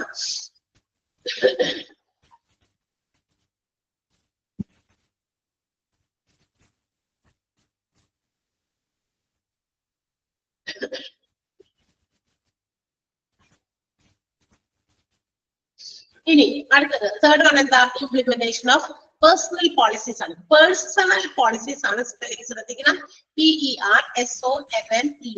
വ്യക്തിപരമല്ല, ഇത് തൊഴിലാളികളുടെ തൊഴിൽ സംബന്ധമായിട്ടുള്ള ചില നിയമങ്ങൾ, പോളിസീസ് കൊണ്ടുവരുമ്പോ അത് കൊണ്ടുവരുന്നതിലുണ്ടാകുന്ന അപാകതകൾ കൊണ്ട് there may be grievance on the part of employees. എംപ്ലോയീസിന്റെ ഇടയിൽ ഡിസാറ്റിസ്ഫാക്ഷൻ ഉണ്ടാകും. എന്ന് വെച്ചാൽ ഫോളോ ചെയ്യാൻ പറ്റാത്ത കുറെ പേഴ്സണൽ പോളിസി, തൊഴിൽ നയങ്ങൾ കൊണ്ടുവരാം. ആ തെറ്റായ രീതിയിലുള്ള തൊഴിൽ നയങ്ങൾ കൊണ്ടുവന്ന് ഓർഗനൈസേഷനിൽ നടപ്പാക്കാൻ നോക്കുമ്പോൾ അത് എംപ്ലോയീസിന്റെ ഇടയിൽ പല രീതിയിലുള്ള ഡിസാറ്റിസ്ഫാക്ഷനിലേക്ക് കാരണമാകും. എന്ന് വെച്ചാൽ പറ്റാത്ത കാര്യങ്ങൾ, ഇപ്പൊ എന്താ പറയാ, ചില മാറ്റേഴ്സ് അവർ എക്സാമ്പിൾ പറഞ്ഞിട്ടുണ്ട്, matters related to employer remuneration. അവർക്ക് ഒരു റെമ്യൂണറേഷൻ കൊടുക്കാന്ന് പറയുന്നു. ആ റെമ്യൂണറേഷനിൽ മാറ്റങ്ങൾ കൊണ്ടുവരാം. ചിലപ്പോ അവര് സമ്മതിക്കില്ല, കാരണം ഇന്ന ഒരു സാധനം ഇങ്ങനെ തരാമെന്ന് പറഞ്ഞിട്ട് പിന്നീട് അതൊരു മാറ്റി പറയാണ്, വേറെ രീതിയിൽ പറയുന്നു. അതല്ല, ഇങ്ങനെയാണെങ്കിൽ ഇങ്ങനെയാണെങ്കിൽ ഇപ്പൊ അവർക്ക് ഒരു സാലറി പ്രൊവൈഡ് ചെയ്യുന്നതിന് ഒരു എന്തെങ്കിലും കണ്ടീഷൻ ഉണ്ട്, ഇന്ന ഇത്ര ദിവസം, ഇനി അതിനകത്ത് എന്തെങ്കിലും ലീവ് ഒക്കെ വന്നു കഴിഞ്ഞാൽ അത് കട്ട് ചെയ്യും. ആ രീതിയിൽ അത് അങ്ങനെ തന്നെ ഫോളോ ചെയ്ത് പോകുന്നു. ഇൻ ബിറ്റ്വീനില് if they are making any arrangements, ഇത് പിന്നീട് കുറച്ച് കഴിയുമ്പോൾ ഈ പറയുന്ന സാലറി കൊടുക്കുന്ന കാര്യത്തിലോ വേജസ് കൊടുക്കുന്ന കാര്യത്തിലോ വേറെ ഏതെങ്കിലും രീതിയിൽ മാറ്റങ്ങൾ കൊണ്ടുവരുന്നു. ആ മാറ്റങ്ങൾ കൊണ്ടുവരുമ്പോ അത് എംപ്ലോയീസിന് അത് ചിലപ്പോ അത്തരം മാറ്റങ്ങൾ അംഗീകരിക്കാൻ പറ്റിയെന്ന് വരില്ല ചില എംപ്ലോയീസിന്.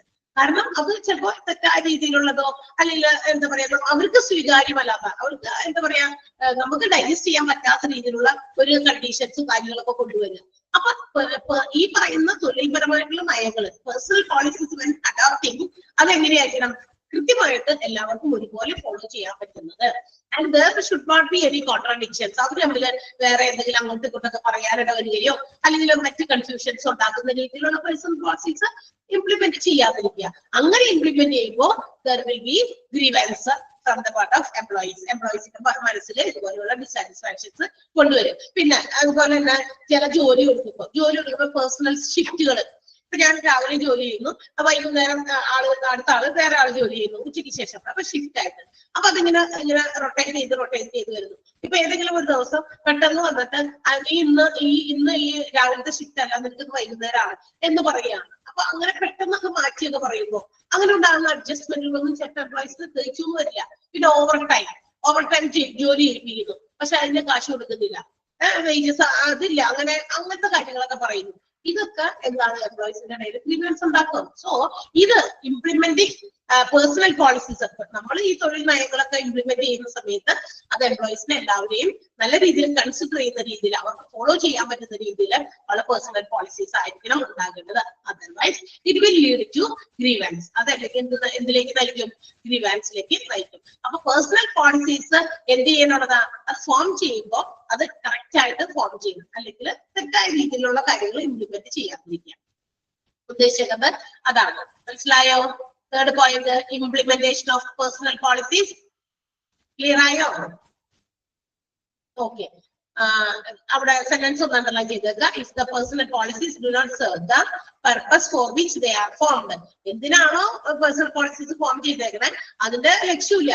ഒരു ലക്ഷ്യമില്ലാതെ വെറുതെ കുറെ പേഴ്സണൽ നിയമങ്ങൾ ഇതുപോലെ തൊഴിൽ നയങ്ങൾ കൊണ്ടുവന്ന് വെച്ചിരിക്കുന്നു. അത് എന്തിലേക്ക് നയിക്കും? ഗ്രീവൻസിലേക്ക് നയിക്കും കേട്ടോ. ആ ഗ്രീവൻസ് വരെ, റീസൺ ഫോർ ഗ്രീവൻസ് വരെ അണ്ടർലൈൻ ചെയ്യാം. Next one, communication gap. അപ്പൊ ഇല്ലേ നമ്മുടെ ക്വസ്റ്റ്യൻസ് ഇങ്ങനെയൊക്കെ വരും. ഈ സോഴ്സസ് ഓഫ് ഗ്രീവൻസ് എത്ര രീതിയിലുണ്ട്? 3 എണ്ണമാണ്. Management practices, grievance resulting from personal management, വ്യക്തിപരമായിട്ടുള്ള മാനേജ്മെന്റ്, പിന്നെ വർക്കിംഗ് കണ്ടീഷൻസ്. അങ്ങനെയുള്ള ആ ക്വസ്റ്റ്യൻ വരാം. ഏതൊക്കെയാണ് മെയിൻ സോഴ്സസ് ഓഫ് ഗ്രീവൻസ് അത് ചോദിക്കാം. ഇനി മാനേജ്മെന്റ് പ്രാക്ടീസസിനകത്ത് എന്തൊക്കെ ഗ്രീവൻസുകൾ ഉണ്ട്? മനസ്സിലായോ? അങ്ങനെയും വരുമെന്ന്. മാനേജ്മെന്റ് പ്രാക്ടീസസിൽ വരുന്ന ഗ്രീവൻസ് നമ്മൾ പറഞ്ഞുകൊണ്ടിരിക്കുന്നത് ഒന്ന് management style, autocratic participative style. അത് സോഷ്യൽ ഡിസ്റ്റൻസ്, റിലേഷൻ ബിറ്റ്വീൻ എംപ്ലോയറും അല്ലെങ്കിൽ മാനേജ്മെന്റും എംപ്ലോയീസും തമ്മിൽ. അടുത്തത് ഇംപ്ലിമെന്റിംഗ് പേഴ്സണൽ പോളിസീസ്, തൊഴിൽപരമായ നയങ്ങൾ ഇംപ്ലിമെന്റ് ചെയ്യുന്നത് കൊണ്ട്. ക്ലിയർ ആയോ? ഈ 3 എണ്ണം അടുത്ത് പറയണം. അങ്ങനെയും പോയിന്റുകൾ പരീക്ഷയ്ക്ക് വരാൻ സാധ്യതയുണ്ടെന്നാണ് പറഞ്ഞത്. വലിയ പോയിന്റുകൾ ബോൾഡായിട്ട് വെച്ചിരിക്കുന്നത് ക്വസ്റ്റ്യൻ ആൻസർ ആയിട്ട് വരുന്ന രീതിയിൽ കേട്ടോ. അങ്ങനെ പഠിക്കണം. അടുത്തത് കമ്മ്യൂണിക്കേഷൻ ഗ്യാപ്പ് ആണ്. അനദർ ഗ്രീവൻസിന്റെ സോഴ്സ് ആണ്, മറ്റൊരു സോഴ്സ് ആണ് കമ്മ്യൂണിക്കേഷൻ ഗ്യാപ്പ്. വിത്ത് ഹൂം? ആരൊക്കെ തമ്മിലുള്ള കമ്മ്യൂണിക്കേഷൻ ഗ്യാപ്പ്? നേരത്തെ പറഞ്ഞത് തന്നെ, മാനേജ്മെന്റും വർക്കേഴ്സും അല്ലെങ്കിൽ എംപ്ലോയീസും തമ്മിലുള്ള communication gap on it. Whatever decisions are taken by the management, it should be correctly and effectively and in time should be communicated to the employees. Employees കൃത്യമായിട്ട് അതൊക്കെ ഇൻഫോം ചെയ്യണം അല്ലെ, കമ്മ്യൂണിക്കേറ്റ് ചെയ്യണം. എന്തെങ്കിലും പുതിയ കാര്യങ്ങൾ നടപ്പിലാക്കുന്നുണ്ടെങ്കിൽ തീർച്ചയായിട്ടും അവിടുത്തെ എംപ്ലോയീസ് അറിയേണ്ട കാര്യം എന്ന് വെച്ചാൽ അവരിലൂടെ ചെയ്യേണ്ട കാര്യങ്ങളാണെങ്കിൽ അത് സമയത്തിന് അവരെ ഇൻഫോം ചെയ്യണം. അതല്ലാതെ എന്താ പറയാ, വേറെ ആരെങ്കിലും കേൾപ്പിച്ചു അത് ഇന്ന ആളെ ഇൻഫോം ചെയ്യാം എന്നിട്ട് അവര് അത് അറിയിക്കുന്നുണ്ടോ ഇല്ലയോ എന്നൊന്നും മനസ്സിലാക്കാതെ കാര്യങ്ങൾ അവർ മുന്നോട്ട് നീങ്ങുന്നു. പെട്ടെന്ന് ഒരു സുപ്രഭാതത്തിൽ വന്നിട്ട് എംപ്ലോയീസിനോട് ആയില്ലേ അങ്ങനെ ഇല്ലേ ഇങ്ങനെ ഇല്ലേ എന്ന് പറയുമ്പോൾ അവര് ഞങ്ങൾ അറിഞ്ഞിട്ടില്ല. Information is not passed through proper channel. Correct ചാനലിലൂടെ അത് അവിടെ എത്തണമെങ്കിൽ അത് ആരിൽ നിന്നാണ്? Management if they are taking a decision and it is to be informed to the employees, it should be passed through correct channel, proper ചാനലിലൂടെ അത് അവിടെ എത്തിക്കാം. മാനേജ്മെന്റ് ആർക്ക് കൊടുത്തു ആ ഇൻഫർമേഷൻ പാസ് ചെയ്യാനായിട്ട് അവരത് അവിടെ എത്തിച്ചോ എന്ന് ഉറപ്പുവരുത്തുക. ഓക്കെ, അതർവൈസ് അല്ലെങ്കിൽ എന്ത് പറ്റും?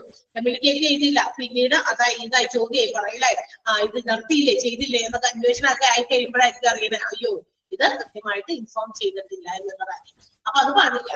So any decisions which is taken by the management which is to be provided to employees, എംപ്ലോയീസിന് കൊടുക്കേണ്ടതായിട്ടുള്ള തീരുമാനങ്ങൾ എന്തെങ്കിലും എടുക്കുന്നുണ്ടെങ്കിൽ അത് അവരെ കൃത്യമായിട്ട് ഇൻഫോം ചെയ്യണം എംപ്ലോയീസിനെ. Okay, for example information about proper actions, അതായത് അവർ പ്രൊപ്പോസ്ഡ് ആക്ഷൻ മാനേജ്മെന്റ് പുതിയ എന്താ പറയാ ഫ്യൂച്ചറിൽ if they are going to adopt something അതിന് വേണ്ടിയിട്ട് ചില പ്രൊപ്പോസ്ഡ് ആക്ഷൻസ് ഇന്ന കാര്യങ്ങൾ തീരുമാനിക്കാൻ ഞങ്ങൾ കുറെ കാര്യങ്ങളൊക്കെ വെച്ചിട്ടുണ്ട്.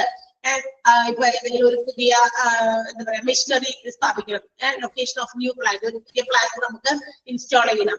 അതുപോലെ തന്നെ ലേ ഓഫ് ആൻഡ് മെർജേഴ്സ്, ഏതെങ്കിലും എംപ്ലോയീസിനെ പുറത്തു വിടണം അല്ലെങ്കിൽ ഏതെങ്കിലും കാര്യങ്ങൾ നമുക്ക് പുതിയ ഓർഗനൈസേഷനുമായിട്ട് മെർജ് ചെയ്യാൻ കൂട്ടിച്ചേർക്കണം, അല്ലെങ്കിൽ ഇമ്പോർട്ടന്റ് ഡിസിഷൻസ് എടുക്കണം, അല്ലെങ്കിൽ ന്യൂ സ്കീംസ് ഇൻട്രൊഡ്യൂസ് ചെയ്യണം, പുതിയ സ്കീമുകൾ ഇൻട്രൊഡ്യൂസ് ചെയ്യണം. ലൈക്വൈസ് പിന്നെ ന്യൂ വേസ് ഓഫ് വർക്കിംഗ്, അങ്ങനെ പുതിയ രീതികൾ നമ്മൾക്ക് ജോലിയിൽ എങ്ങനെ കൊണ്ടുവരാം. ഇങ്ങനെയുള്ള പ്രോപ്പർ കാര്യങ്ങളെ കുറിച്ചിട്ട്, ഇങ്ങനെയുള്ള ഇമ്പോർട്ടന്റ് കാര്യങ്ങളെ കുറിച്ച് if they are taking decisions the employees should be aware of it. അത് ആരും അറിഞ്ഞിരിക്കണം, എംപ്ലോയീസും അറിഞ്ഞിരിക്കണം. സോ എംപ്ലോയീസിന് അതിനെ കുറിച്ച് അറിഞ്ഞില്ല എങ്കിൽ എന്ത് ചെയ്യാൻ പറ്റില്ല, അവർക്ക് കാര്യങ്ങൾ ചെയ്യാൻ പറ്റില്ല. അങ്ങനെ അറിയാതെ വരുമ്പോഴാണ് എന്തുണ്ടാകുക, ഈ പറയുന്ന കമ്മ്യൂണിക്കേഷൻ ഗ്യാപ്പ് ഉണ്ടായി എന്നും അതുപോലെ തന്നെ അത് എന്തിലേക്ക് നയിക്കും, ഗ്രീവൻസിലേക്ക്. If the employees are aware about, ഈ പറയുന്ന ഫ്യൂച്ചർ ആക്ഷൻസിനെ കുറിച്ച് എംപ്ലോയീസിന് കൃത്യമായ ധാരണകൾ വന്നു, അപ്പൊ എന്ത് ചെയ്യും, ഒരു കൃത്യമായിട്ട് ആക്ട് ചെയ്യാൻ പറ്റും. They can understand what are things, arrangements are made, എന്തൊക്കെ കാര്യങ്ങൾ മാറ്റം വരുത്തി, എന്തൊക്കെയാണ് ചെയ്യേണ്ടത്, മാനേജ്മെന്റ് പറയുന്ന കാര്യങ്ങൾ എങ്ങനെ നമുക്ക് ആക്ട് ചെയ്യാം, അവർക്ക് അതിനെ കുറിച്ച് ഉണ്ടാവും, ഐഡിയ ഉണ്ടാവും. Otherwise it will lead to grievance, അല്ലെങ്കിൽ എന്ത് പറ്റും, അത് അവർക്ക് മനസ്സിലാകില്ല, അതോടൊപ്പം അത് ഗ്രീവൻസിലേക്ക് പോകും എന്ന് നമുക്ക് പറഞ്ഞ് മനസ്സിലാക്കി തന്നിട്ടില്ല, പിന്നെ കാര്യം ഞങ്ങൾ അറിഞ്ഞിട്ടില്ല. കണ്ടോ, കമ്മ്യൂണിക്കേഷൻ ഗ്യാപ്പ് എന്ന് പറയുന്നത് ഇത് വലിയൊരു പ്രശ്നമാണ് ഏതില്, ഓർഗനൈസേഷനില്. എവറിത്തിങ് എന്താണോ ഡിസിഷൻസ് എംപ്ലോയീസിനെ കൂടി ചെയ്യാനുള്ളത് അത് കൃത്യമായി പ്രോപ്പർ ചാനലിലൂടെ അവരെ കമ്മ്യൂണിക്കേറ്റ് ചെയ്യാം. That's all. ക്ലിയർ ആയോ? പോയിന്റ് മനസ്സിലായോ? മനസ്സിലായില്ലേ? Communication, lack of communication gap between the employees and management can also cause grievance. ആ ഒരു സെന്റൻസ് അണ്ടർലൈൻ ചെയ്തേ. Lack of communication between management and employees.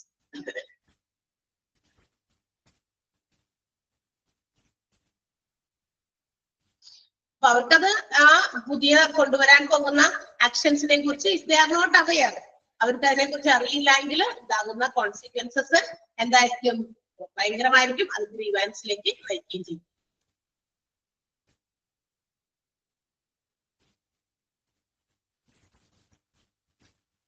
അങ്ങനെ കറക്റ്റ് ആയിട്ട് അറിയാണെങ്കിലോ നമുക്ക് ആ ഗ്രീവൻസുകളൊക്കെ കുറയ്ക്കാൻ പറ്റും, ഇല്ലാണ്ടാക്കാൻ പറ്റും. അപ്പൊ നമുക്ക് ഇൻഫോർമേഷൻ മാനേജ്മെന്റിൽ നിന്ന് കിട്ടേണ്ടതൊക്കെ കൃത്യമായി കിട്ടുകയാണെങ്കിൽ എന്ത് പറ്റും, നമ്മളതനുസരിച്ച് വി വിൽ ആക്ട്, നമ്മളതനുസരിച്ച് പ്രവർത്തിച്ചുകൊണ്ടിരിക്കും. So there is no situation of grievance. അങ്ങനെ വരുമ്പോ ഈ പറയുന്ന ഡിസ്കണ്ടന്റ്മെന്റ് ഉണ്ടാകുന്നില്ല. കാരണം എന്ത് ചെയ്യുന്നു, മാനേജ്മെന്റ് കൃത്യമായ കാര്യങ്ങൾ നമുക്ക് തരാനുള്ളത് നമ്മളിലേക്ക് തരുന്നു, അത് പ്രോപ്പർ ചാനലിലൂടെ നമ്മളിലേക്ക് എത്തുന്നു, and we are acting according to it. അതനുസരിച്ച് നമ്മൾ പ്രവർത്തിക്കുന്നു. അവിടെ ഒരു ഗ്രീവൻസിന്റെ ആ ഒരു ആവശ്യം അല്ലെങ്കിൽ അങ്ങനെ ഒരു കാര്യമേ ഉടലെടുക്കുന്നില്ല.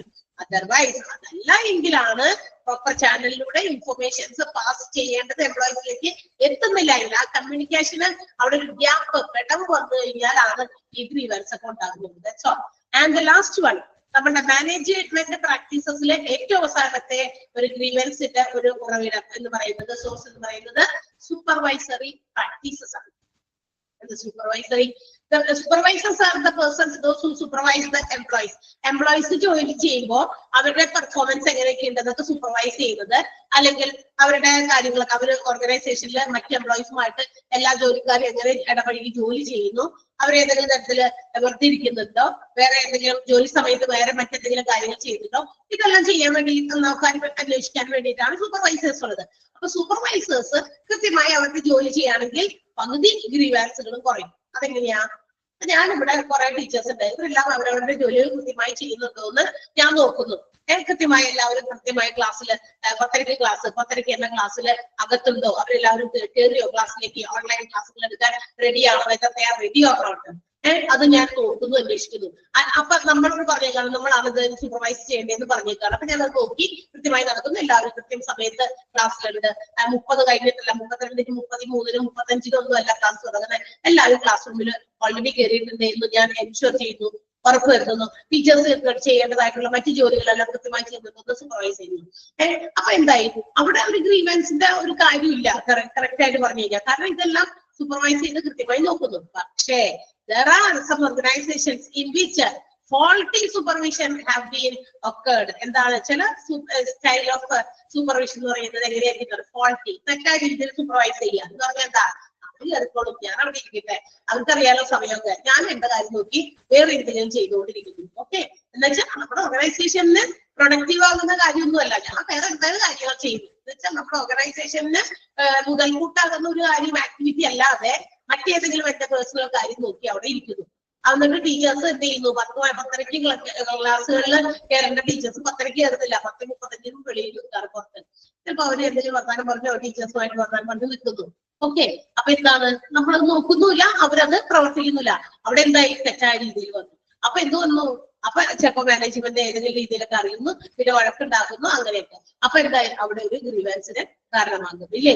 അപ്പൊ ഇതൊക്കെ faulty supervision lead to grievance. അത് എന്താകും, പിന്നെ മാത്രമല്ല പേഴ്സണൽ പോളിസീസ്, തൊഴിൽ നയങ്ങൾ കൊണ്ടുവരുമ്പോ അത് എന്നോട് ഒരു രീതിയിൽ മറ്റൊരു എംപ്ലോയിയോട് വേറെ രീതിയിൽ, അങ്ങനെ ആ ഒരു ഇതിനകത്ത് ഉണ്ടാകുന്ന ചർച്ചക്കുറവ്.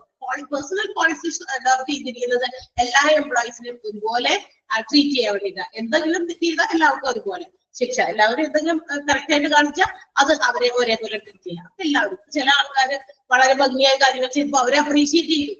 അതുപോലെ തന്നെ അതിനേക്കാൾ കുറച്ചും കൂടി ലെവൽ കൂടിയ വേറെ രീതിയിൽ വേറൊരു എംപ്ലോയി ചെയ്തു, പക്ഷെ അവിടെ അപ്രീസിയേഷൻ ഇല്ല. കണ്ടോ? പേഴ്സണൽ പോളിസീസ് അഡോപ്റ്റ് ചെയ്യുന്ന രീതിയിൽ വ്യത്യാസം കാണിക്കുക, ഫോൾട്ടി ആയിട്ടുള്ള സൂപ്പർവിഷൻ നടത്തുക, ആവശ്യത്തിന് നല്ല രീതിയിൽ ഡിസിഷൻസ് എടുക്കാൻ പറ്റാണ്ട് വരിക, ഇതൊക്കെ എന്ത് ചെയ്യും? എംപ്ലോയീസിനെ ഗ്രീവൻസിലേക്ക് നയിക്കും. കണ്ടോ? അപ്പൊ ഒരാളെ അപ്രീഷിയേറ്റ് ചെയ്തു, അപ്പൊ മറ്റേ മനസ്സിലായത് ഗ്രീവൻസ്, അവരോട് മാത്രത്തെ പ്രത്യേകത, അവിടെ പാർഷ്യാലിറ്റി കാണിച്ചു, അത് ഇത് അങ്ങനെ ഇങ്ങനെയൊക്കെ പറഞ്ഞിട്ട് അവർക്ക് തമ്മില് എന്താകും? ഒരു ചർച്ചക്കുറവ്. ആ ചർച്ചക്കുറവ് തന്നെ എന്തിലേക്ക് ലീഡ് ചെയ്യും? ഗ്രീവൻസിലേക്ക് ലീഡ് ചെയ്യും. It will lead to great pressure. ആളുകളുടെ മനസ്സിൽ, എംപ്ലോയീസിന്റെ മനസ്സിൽ ഒത്തിരി പ്രഷർ കൊണ്ടുവരും, ഒത്തിരി ഗ്രീവൻസിലേക്ക് ലീഡ് ചെയ്യും. ക്ലിയർ ആയോ? മനസ്സിലായോ? ഫസ്റ്റ് സെന്റൻസ് അണ്ടർലൈൻ ചെയ്യണം. സൂപ്പർവൈസറി പ്രാക്ടീസസിൽ faulty supervisory style such as lack of consistent application of personal policies, bias in applying rules and regulations, decisions etc. can create on employees and could lead to grievance. Example എന്ന് പറയുന്ന ഭാഗം ഒന്ന് underline ചെയ്തിട്ടുണ്ട്. Example എന്നുള്ള ഭാഗം വേണ്ട.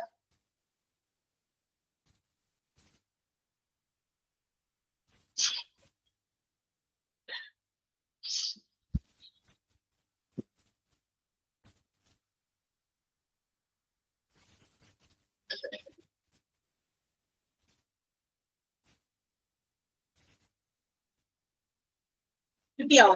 മനസ്സിലായില്ല എല്ലാവർക്കും ആ പോയിന്റ് വരെ? ഇപ്പൊ മാനേജ്മെന്റ് പ്രാക്ടീസസിൽ ഉണ്ടാകുന്ന ഗ്രീവൻസ് സോഴ്സസ് ആണ് നമ്മൾ കഴിഞ്ഞ ഇത്രയും സമയം നമ്മൾ പറഞ്ഞുകൊണ്ടിരുന്നത്. ഏതൊക്കെയാണ്? 5 എണ്ണമാണ് നമ്മൾ പറഞ്ഞത്. ഏതൊക്കെയാണ്? മാനേജ്മെന്റിന്റെ സ്റ്റൈല്, പിന്നെ എന്താ പറയുക, രണ്ടാമത്തേത് social distance, implementing personal policies, personal policies കൊണ്ടുവരുമ്പോ communication gap, and last one is supervisory practices. 5 point കിട്ടിയോ എല്ലാവർക്കും? കിട്ടിയോന്ന് പറഞ്ഞേ. മനസ്സിലായല്ലോ എല്ലാവർക്കും അല്ലേ? ചിലവർക്ക് ചിലപ്പോ പെട്ടെന്ന് ക്ലിക്ക് ആവില്ല. കാരണം എന്ന് വെച്ചിട്ടുണ്ടെങ്കിൽ ചിലര് സയൻസ് ഒക്കെ പഠിച്ചവർക്ക്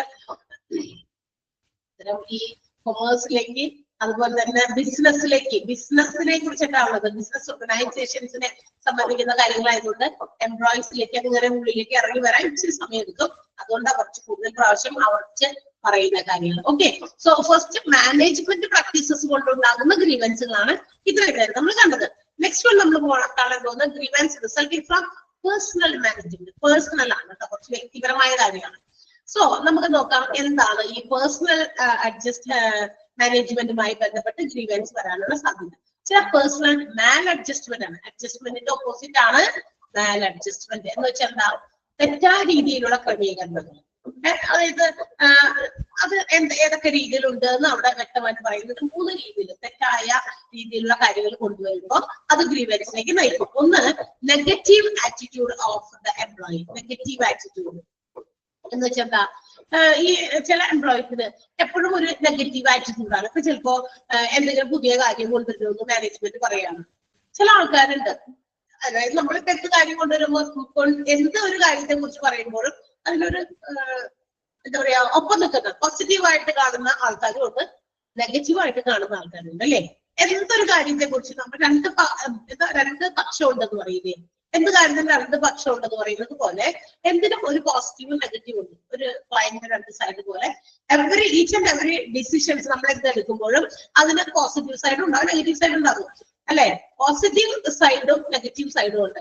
പക്ഷെ ചില ഓർഗനൈസേഷനിലെ എംപ്ലോയീസ് ഇതുപോലെ തന്നെയാണ്. എന്താ പറയാ, എന്തെങ്കിലും കൊണ്ടുവരുമ്പോൾ, എന്തെങ്കിലും പുതിയ കാര്യങ്ങൾ ഇന്നോവേഷൻസ് കൊണ്ടുവരുമ്പോഴോ പുതിയ കാര്യങ്ങൾ ഇംപ്ലിമെന്റ് ചെയ്യുമ്പോഴോ some employees are always having negative attitude. ചില തെറ്റായ എന്താ പറയാ മനോഭാവമാണ്.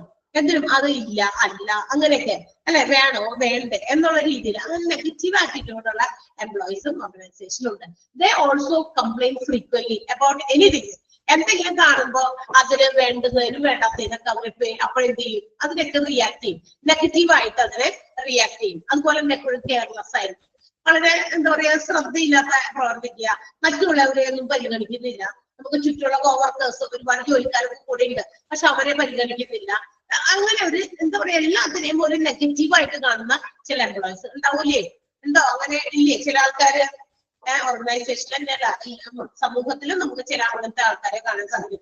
എന്തെങ്കിലും നമ്മളൊരു കാര്യം പറയുമ്പോൾ അതിന് നെഗറ്റീവായിട്ട് മാത്രം അതിനെ കമന്റ് ചെയ്യുക. അങ്ങനെയുണ്ട്, ഇഷ്ടംപോലെ ഉണ്ട്. ഈ ബിസിനസ് ഓർഗനൈസേഷനിലും we can see such type of employees. അവിടെ നമുക്ക് കാണാൻ സാധിക്കുന്ന ഇതുപോലെയുള്ള ചില നെഗറ്റീവ് ആറ്റിറ്റ്യൂഡുള്ള employees. They will be always careless, എപ്പോഴും കെയർലെസ് ആയിരിക്കും. അതുപോലെ തന്നെ എന്താ പറയാ എപ്പോഴും എല്ലാത്തിനും ഒരേ രീതിയിൽ കാണുക, ഒരു സീരിയസ്നെസ് അവര് ആ പർട്ടിക്കുലർ കാര്യത്തിൽ കൊടുക്കാതിരിക്കുക. ആ ഒരു ഫീലിംഗ്, അത് കുഴപ്പമില്ല, അങ്ങനെയൊക്കെ ആയിക്കോട്ടെ, അതാണ്. They are not considering others other things, മറ്റു കാര്യങ്ങളോ മറ്റുള്ളവരെയും പരിഗണിക്കുന്നില്ല. ഇങ്ങനെയുള്ള നെഗറ്റീവ് ആറ്റിറ്റ്യൂഡ് ലീഡ് ടു എന്തിലേക്ക് നയിക്കും? ഗ്രീവാൻസിലേക്ക് നയിക്കും. മാത്രമല്ല ഇവരെന്ത് ചെയ്യുന്നറിയാമോ? ഈ നെഗറ്റീവ് ആറ്റിറ്റ്യൂഡുള്ള ആൾക്കാരുടെ മറ്റൊരു പ്രത്യേകത, ദേ ഓൾസോ ഇൻവൈറ്റ് അതേഴ്സ് നമ്മളുടെ ഒപ്പം ചേർക്കാൻ പറ്റും. കണ്ടോ? അത് സാരമില്ല, നിങ്ങൾ അതാണ് അങ്ങനെ നടന്നത്, നീ ഇത് പോരെ. ഓക്കെ, ഇപ്പൊ എന്താ പറയാ ഇങ്ങനെ എന്തെങ്കിലും പുതിയ നിയമങ്ങൾ കൊണ്ടുവരുമ്പോ അത് നമ്മൾ ഫോളോ ചെയ്യണം എന്ന് പറയാം. അപ്പൊ ബാക്കിയുള്ള എംപ്ലോയീസ് എല്ലാം അത് ഫോളോ ചെയ്യാൻ കുറച്ച് പേര് മാത്രം, 1, 2, 3 പേര് എന്ത് ചെയ്യുന്നു? അത് വേണ്ട, അതൊന്നും കുഴപ്പമൊന്നുമില്ല, അവരത് നോക്കട്ടെ, എന്താ ചെയ്യാൻ പറ്റുക നോക്കട്ടെ എന്നുള്ള രീതിയിൽ ഒരു നെഗറ്റീവായിട്ട് അതിനെ എടുത്ത് അവരത് ഫോളോ ചെയ്യാൻ പറ്റുന്നു. എന്നിട്ട് മാത്രമല്ല അത് ഞങ്ങൾ ചെയ്യില്ല എന്ന് പറഞ്ഞിട്ട് എന്ത് ചെയ്യും? ബാക്കിയുള്ള നിനക്ക് വേണമെങ്കിൽ ചെയ്തോ, വേണ്ടെങ്കിൽ നിനക്ക് പോരെ എന്ന് പറഞ്ഞിട്ട് നമ്മളെ കൂടെ അങ്ങോട്ട് വലിക്കുക. പക്ഷെ നല്ല എന്താ പറയാ എല്ലാ കാര്യത്തിലും നമുക്ക് സ്വന്തമായിട്ടൊരു ഡിസിഷനുള്ള ആൾക്കാരാണെങ്കിലോ അങ്ങനെ വിളിക്കുമ്പോ പോകുന്നില്ല അല്ലെ? നമ്മളുടേതായ ഡിസിഷൻ എനിക്കത് കറക്റ്റ് ആയിട്ട് തോന്നുന്നു, സോ ഐ വിൽ ഫോളോ, ഞാനത് ഫോളോ ചെയ്യും. അങ്ങനെയാണ്. അപ്പൊ അങ്ങനെ മറ്റുള്ളവരുടെ വലയിൽ വീഴാനോ മറ്റുള്ളവരുടെ ഒരു എന്താ പറയാ പ്രേരണയിലേക്ക് വീഴാനോ ഒന്നും, ചതിക്കുഴിയിൽ വീഴാനോ ഒന്നും ചില എംപ്ലോയീസ് പോകില്ല. പക്ഷെ ചില നെഗറ്റീവ് ആറ്റിറ്റ്യൂഡുള്ള എംപ്ലോയീസ് അങ്ങനെയാണ്. എപ്പോഴും അങ്ങനെ ഒരു നെഗറ്റീവ് മൈൻഡഡ് ആയിരിക്കും. അതുപോലെ തന്നെ കെയർലെസ് ആയിരിക്കും. എല്ലാത്തിനെയും കാഷ്വൽ ആയിട്ടാണ് കാണുന്നത്, ഒരു സീരിയസ്നെസ് കൊടുക്കാതെ കാണുന്നു. അങ്ങനെയൊക്കെ അങ്ങനെയുള്ള attitude will lead to grievance. അതെന്തിലേക്ക് നയിക്കും? ഗ്രീവൻസ് ആണ് ശരിക്കും. ഓർഗനൈസേഷനിൽ തൃപ്തി ഇല്ലാത്ത ആൾക്കാർ അങ്ങനെ ചെയ്യുള്ളൂ അല്ലെ? എന്തിനേ നെഗറ്റീവ് പറയുള്ളൂ? അവർ ചെയ്യുന്ന ജോലിയിൽ അവർക്ക് തൃപ്തി വരുന്നില്ല. അതൊക്കെ എന്താ നെഗറ്റീവ് ആയിട്ടുള്ള ആറ്റിറ്റ്യൂഡ് ഉള്ളവർക്ക് അങ്ങനെ തോന്നുള്ളൂ. അല്ലെങ്കിൽ എന്ത് ചെയ്യും? കാലത്തെ വരുന്നു, അവരവരുടെ ജോലി കൃത്യമായിട്ട് നല്ല എഫിഷ്യന്റ് ആയിട്ട് എന്താ സ്മാർട്ടായിട്ട് ചെയ്ത് തീർക്കുന്നു അല്ലെ? അത് കഴിഞ്ഞിട്ടുള്ള ബാക്കി കാര്യങ്ങൾ എന്ന ചിന്തയുമായിട്ട് തന്നെ ഇരിക്കുന്നു. അങ്ങനെയുള്ളവര് വളരെ ആക്റ്റീവ് ആയിരിക്കും. അവർക്ക് ഈ പറഞ്ഞ ഗ്രീവൻസ് ഒന്നും ഉണ്ടാവില്ല കൃത്യമായി ചെയ്യുമ്പോൾ. ക്ലിയർ ആയോ? First point grievance resulting from personal മാനേജ്മെന്റിന്റെ പോയിന്റ് ആണ്. ഒന്നാമത്തെ negative attitude of employee. Okay, ഇനി നെക്സ്റ്റ് വൺ. ഇനി മറ്റൊരു ഗ്രീവൻസിന് കാരണമുള്ള ഒരു കാര്യമാണ്, നമുക്ക് ഇച്ചിരി കൺട്രോളബിൾ അല്ലാത്ത കാര്യമാണ്. ഏതാ? Health problems, health issues. തന്നെ എല്ലാ ദിവസത്തെയും പോലെ നമുക്ക് അത്ര ആക്റ്റീവായിട്ട് കാര്യങ്ങൾ പറയാനായിട്ട് നമ്മുടെ ഹെൽത്ത് പ്രോബ്ലംസ് വെച്ചാൽ നമ്മൾ ജോലിക്ക് വരുന്നു, പക്ഷെ നമുക്ക് ചെറിയൊരു തലവേദന, ജലദോഷം, അല്ലെങ്കിൽ ചെറിയൊരു പനി എന്നൊക്കെ വെച്ചിട്ടാണെങ്കിൽ ചില ആൾക്കാർ എന്ത് ചെയ്യും? നമുക്കിപ്പോ ജോലി ലീവ് എടുക്കാൻ പറ്റാത്ത അവസ്ഥയിലാണെങ്കിൽ നമ്മൾ ജോലിക്ക് വരും. പക്ഷെ when we are doing or performing our job, it will reflect നമ്മുടെ ഒരു അസുഖം അല്ലെങ്കിൽ നമുക്ക് വയ്യാത്ത ഒരു സിറ്റുവേഷൻ നമ്മുടെ ജോലിനെ അഫക്ട് ചെയ്യും. നമ്മൾ എല്ലാ ദിവസവും വളരെ കറക്റ്റ് ആയിട്ട് സ്മാർട്ടായിട്ട് നല്ല ഭംഗിയിൽ കൃത്യമായിട്ട് ചെയ്തുകൊണ്ടിരുന്ന കാര്യം അത്രയും ഇഫക്റ്റീവ് ആയിട്ട് സന്തോഷത്തോടെ ചിലപ്പോൾ ചെയ്യാൻ പറ്റിയെന്ന് വരില്ല, because of their health issues. അപ്പൊ ചില വരുമ്പോ ഇപ്പൊ സാധാരണ ഇഷ്യൂസ് ആ സമയം നിങ്ങളൊന്ന് ആലോചിക്കുക, ചെറിയ രോഗങ്ങൾ ഉണ്ടായാൽ പോലും വി കനോട്ട് വർക്ക് ഇഫക്റ്റീവ്ലി. ചിലപ്പോൾ അന്നത്തെ ദിവസം നമുക്ക് ഇഫക്റ്റീവ് ആയിട്ട് ചിലപ്പോൾ ജോലി ചെയ്യാൻ പറ്റിയെന്ന് വരില്ല. ഒരു തളർച്ച, എന്താ പറയാ, ഇതൊക്കെ മനുഷ്യന്റെ ശരീരത്തിൽ തോന്നുമല്ലോ. അപ്പൊ അത്ര ഇഫക്റ്റീവായി വർക്ക് ചെയ്യാൻ പറ്റില്ല. പക്ഷെ അപ്പൊ ചെറിയ രോഗം വന്നിട്ട് അങ്ങനെ ചില ആളുകൾക്ക് ചിലപ്പോൾ ഓൾറെഡി പല രീതിയിലുള്ള എന്താ പറയാ അങ്ങനെ പെട്ടെന്ന് മാറാത്ത ചില അസുഖങ്ങളൊക്കെ ഉണ്ടെങ്കിൽ it will also lead to depression. അപ്പൊ അങ്ങനെയുള്ളവർക്ക് എന്ത് പറ്റും? ചില ഡിപ്രഷൻസ്, അവരുടെ മെന്റൽ, അവർക്ക് എപ്പോഴും ടെൻഷൻ, രോഗമാണെന്നുള്ള കാര്യങ്ങള്, ഇത് ഒക്കെ എന്ത് വരും? അതൊരു ഗ്രീവൻസ് തന്നെയാണ്. അത് തരത്തിലുള്ള ഡിസാറ്റിസ്ഫാക്ഷൻ, ചെയ്യുന്ന ജോലിയിൽ തൃപ്തി കിട്ടത്തില്ല. കാരണം എന്താ? ഞാൻ രോഗിയാണ്. അപ്പൊ ആ രോഗത്തിൻ്റെതായ ഡിപ്രഷൻ എനിക്കുണ്ട്, മെന്റൽ ആയിട്ടുള്ള എനിക്ക് ആ കാര്യങ്ങള് എന്താ പറയാ കാര്യങ്ങൾ കൃത്യമായിട്ട് ചെയ്യാൻ പറ്റുന്നില്ല, ടെൻഷൻസ് ഉണ്ട്. അപ്പൊ അങ്ങനെയുള്ള ആളുകള് പെട്ടെന്ന് ടെൻഷൻ ആകും. And also it will cause grievance. അതെന്തിലേക്ക് നയിക്കും? ഗ്രീവൻസിലേക്ക് നയിക്കുന്നു. മനസ്സിലായോ? ഹെൽത്ത് പ്രോബ്ലംസ് മനസ്സിലായോ? Employees suffering from health issues like depression, mental tension, also find an outlet of airing the grievance. Mental ടെൻഷനിലേക്ക് പോകും, അതുപോലെ തന്നെ ഡിപ്രഷനിലേക്ക് പോകും. രോഗങ്ങൾ ഉണ്ടായാലും അതേ അവസ്ഥ. രോഗമാണെങ്കിലും രോഗം വരുമ്പോൾ നമുക്ക് നമ്മൾക്ക് കൃത്യമായിട്ട് നമ്മളുടെ കാര്യങ്ങൾ പെർഫോം ചെയ്യാൻ പറ്റില്ല. ചിലപ്പോൾ ചെറിയൊരു കാര്യമാണെങ്കിലും മറ്റുള്ളവരുമായിട്ട് രോഗത്തിന്റെ അവസ്ഥയെ തലവേദന പിടിച്ചിരിക്കുകയാണ്, നമ്മുടെ കൂടെ ജോലി ചെയ്യുന്ന ആൾക്കാർ ചിലപ്പോൾ നമ്മളോട് എന്തെങ്കിലും ചോദിച്ചു പറഞ്ഞു വരുമ്പോൾ ചിലപ്പോൾ നമ്മൾ പെട്ടെന്ന് ദേഷ്യം വരും. ഓക്കെ, അതൊക്കെ ഗ്രീവൻസ് ആണ്. ഡിസാറ്റിസ്ഫാക്ഷൻ. ക്ലിയർ ആയല്ലോ? ആൻഡ് നെക്സ്റ്റ് വൺ അതും കൂടി ഉള്ളൂ. ആ പോയിന്റ് കൂടി ഞാൻ പറഞ്ഞേക്കാം. Impractical expectations. പ്രാക്ടിക്കൽ അല്ലാത്ത ചില എന്താ എക്സ്പെക്ടേഷൻസ്, എന്താ പറയാ, നമ്മളുടെ എന്താ പറയാ പ്രതീക്ഷകൾ. അതായത് some employees those who have high esteem എന്ന് വെച്ചാൽ കുറച്ച് എന്താ പറയാ ക്വാളിറ്റി വൈസ് ആയിക്കോട്ടെ, അല്ലെങ്കിൽ മറ്റ് ഏതെങ്കിലും കാര്യങ്ങൾ മറ്റുള്ള എംപ്ലോയീസ് ചെയ്യുന്നതിനേക്കാൾ കുറച്ചും കൂടി ഹൈ ലെവലിൽ പെർഫോം ചെയ്യുന്ന എംപ്ലോയീസ് സ്വയം അവര് എന്ത് ചെയ്യും, ഞാൻ ഒരു വലിയ ആളാണ് ഈ ഓർഗനൈസേഷനിലെ, ഞാനൊരു വലിയ മറ്റുള്ളവരിൽ വ്യത്യസ്തനായ കുറച്ചും കൂടി മറ്റുള്ളവരിൽ നിന്നും ഒരു പടി ഉയർന്നു നിൽക്കുന്ന ഒരു എംപ്ലോയി ആണെന്നുള്ള feeling some employees have in their mind. അവർക്ക് അവരുടെ മനസ്സിലും ഉണ്ടായിരിക്കും. എല്ലാ ഓർഗനൈസേഷനിലും അങ്ങനത്തെ എംപ്ലോയീസ് ഒക്കെ ഉണ്ടായിരിക്കും. So they will be more ambitious. അവർ എങ്ങനെയുള്ളവരായിരിക്കും? കൂടുതൽ അവർ ഇങ്ങനെ കുറെ ഭയങ്കര അംബീഷ്യസ് ആയിരിക്കും. എന്താ പറയാ, ആഗ്രഹിക്കുക അവര്. ദാറ്റ് മീൻസ് മറ്റേ മാനേജ്മെന്റ് ചെയ്ത് അങ്ങനെ കിട്ടണം, ഇങ്ങനെ കിട്ടണം. പക്ഷെ ആ അംബീഷൻസ് അല്ലെങ്കിൽ അവരുടെ ആ എക്സ്പെക്ട് ചെയ്യുന്ന ഒരു പ്രതീക്ഷകള് ശരിയായി വരാതെ വരുമ്പോൾ, അങ്ങനെ വരുമ്പോഴും എന്തുണ്ടാകുന്നത് ഗ്രീവൻസ് കാരണം. മാനേജ്മെന്റ് പക്ഷെ അതൊന്നും കൺസിഡർ ചെയ്യുന്നില്ല. ഞാനിപ്പോ കുറച്ച് മറ്റുള്ളവരിൽ ക്വാളിഫൈഡ് ആയിട്ടുള്ള ഒരാളാണ്, ഞാൻ എന്റെ ജോലി ചെയ്യുന്നത് കുറച്ചുകൂടി നല്ല ലെവലിലാണ്, അവരെക്കാളൊക്കെ ഒരുപാട് നല്ല ലെവലിൽ നിന്നിട്ട് ഞാൻ എന്റെ ജോലി ചെയ്യുന്നത്. അങ്ങനെയുള്ള ഹൈ എസ്റ്റീംഡ് ആയിട്ടുള്ള എംപ്ലോയീസ് എക്സ്പെക്ട് സം തിങ്സ്. അത് ഓർഗനൈസേഷനിൽ അവർ പലരും മാനേജ്മെന്റിൽ നിന്ന് പലരും പ്രതീക്ഷിക്കുന്നുണ്ട്. അവർ ഓവർ അംബീഷ്യസ് ആണ്. അവരുടെ ആ ഒരു നിലനിൽപ്പ്, അവരുടെ സ്റ്റാറ്റസിനെ കുറിച്ച് അവർക്ക് ഭയങ്കര എന്താ പറയാ മതിപ്പ്, സ്വന്തം ഉണ്ടാക്കി വെച്ചിരിക്കുന്ന ഒരു മതിപ്പ്. പക്ഷെ ആ മതിപ്പ് മറ്റുള്ളവർ ആരും കൊടുക്കുന്നില്ല എങ്കിൽ അതെന്തിലേക്ക് നയിക്കും കേട്ടോ. എനിക്ക് എന്താ പറയാ ഈ പരിഗണന, എന്റെ ആ ഒരു പദവിക്കൊത്ത പരിഗണന അത് സാറിനൊക്കെ വരും. മാനേജ്മെന്റും മറ്റു ജോലിക്കാരും ഒന്നും തരുന്നില്ല. അതെന്തിലേക്ക് നയിക്കും? ഗ്രീവൻസ്. സോ ഇതാണ് എന്താ പറയാ grievance resulting from personal management. Personal മാനേജ്മെന്റുമായി ബന്ധപ്പെട്ട് ഗ്രീവൻസ് ഉണ്ടാകാനുള്ള ഈ 3 സാധ്യതകളാണ്. ഏതൊക്കെയാ? ഒന്ന്, negative attitude of the employee. രണ്ടാമത്തേത് ഹെൽത്ത് പ്രോബ്ലംസ്. മൂന്നാമത്തേത് ഇംപ്രാക്ടിക്കൽ എക്സ്പെക്ടേഷൻസ്. ക്ലിയർ ആയോ? പോയിന്റ് മനസ്സിലായോ? നമ്മൾ പഠിച്ചത് ഇപ്പൊ പറഞ്ഞുകൊണ്ടിരുന്നത് സോഴ്സസ് ഓഫ് ഗ്രീവൻസ് ആണ്. സോഴ്സ് ഓഫ് ഗ്രീവൻസ് 3 സ്ഥലത്ത് നിന്നാണ്, 3 സോഴ്സസ് ആണുള്ളത്. ഒന്ന് മാനേജ്മെന്റ് പ്രാക്ടീസസ്, രണ്ട് grievance resulting from personal management അല്ലെങ്കിൽ പേഴ്സണൽ പോളിസീസ് ഓർ മാനേജ്മെന്റ്. മൂന്നാമത്തേത് വർക്കിംഗ് കണ്ടീഷൻസ്. വർക്കിംഗ് കണ്ടീഷൻസുമായി ബന്ധപ്പെട്ട ഗ്രീവൻസിന്റെ സോഴ്സ് നമ്മൾ പറഞ്ഞില്ല. രണ്ടെണ്ണത്തിന്റെയാണ് നമ്മൾ കൂടുതൽ പോയിന്റുകൾ, എക്സ്ട്രാ പോയിന്റുകൾ പറഞ്ഞത്, എക്സ്പ്ലെയിൻ ചെയ്തത്. ക്ലിയർ ആയിട്ടുണ്ടാകും. അടുത്ത ക്ലാസ്സിൽ നന്നായിട്ട് ഇവിടെ വരെ വായിച്ചിട്ട് വരാം. ഓക്കെ, അപ്പൊ ക്ലാസ് മിസ്സാകാതെ ഒന്ന് എന്താ പറയാ ഗൂഗിൾ ക്ലാസ് റൂമിൽ ഇടുന്ന നിങ്ങളുടെ റെക്കോർഡ് ക്ലാസ് റൂമിൽ വാച്ച് ചെയ്യാട്ടോ. കുറച്ച് പേര് ക്ലാസ് കണ്ടില്ല, ഇത് ഏത് ചാപ്റ്റർ ആണെന്ന് ചോദിച്ചു. മാത്രമല്ല ഗ്രീവൻസ് എന്താണെന്ന് പറഞ്ഞുതരാൻ പറഞ്ഞു. അപ്പൊ നമുക്ക് വേണ്ടി പഠിക്കുക, പരീക്ഷയ്ക്ക് വേണ്ടി പഠിക്കുന്നത് കൂടാതെ നമുക്ക് കാര്യങ്ങൾ മനസ്സിലാകണം എന്നുള്ള അർത്ഥത്തിലൂടി ഒന്ന് പഠിക്കുക കേട്ടോ. ഓക്കെ, സോ സി അടുത്ത ദിവസം കാണാം.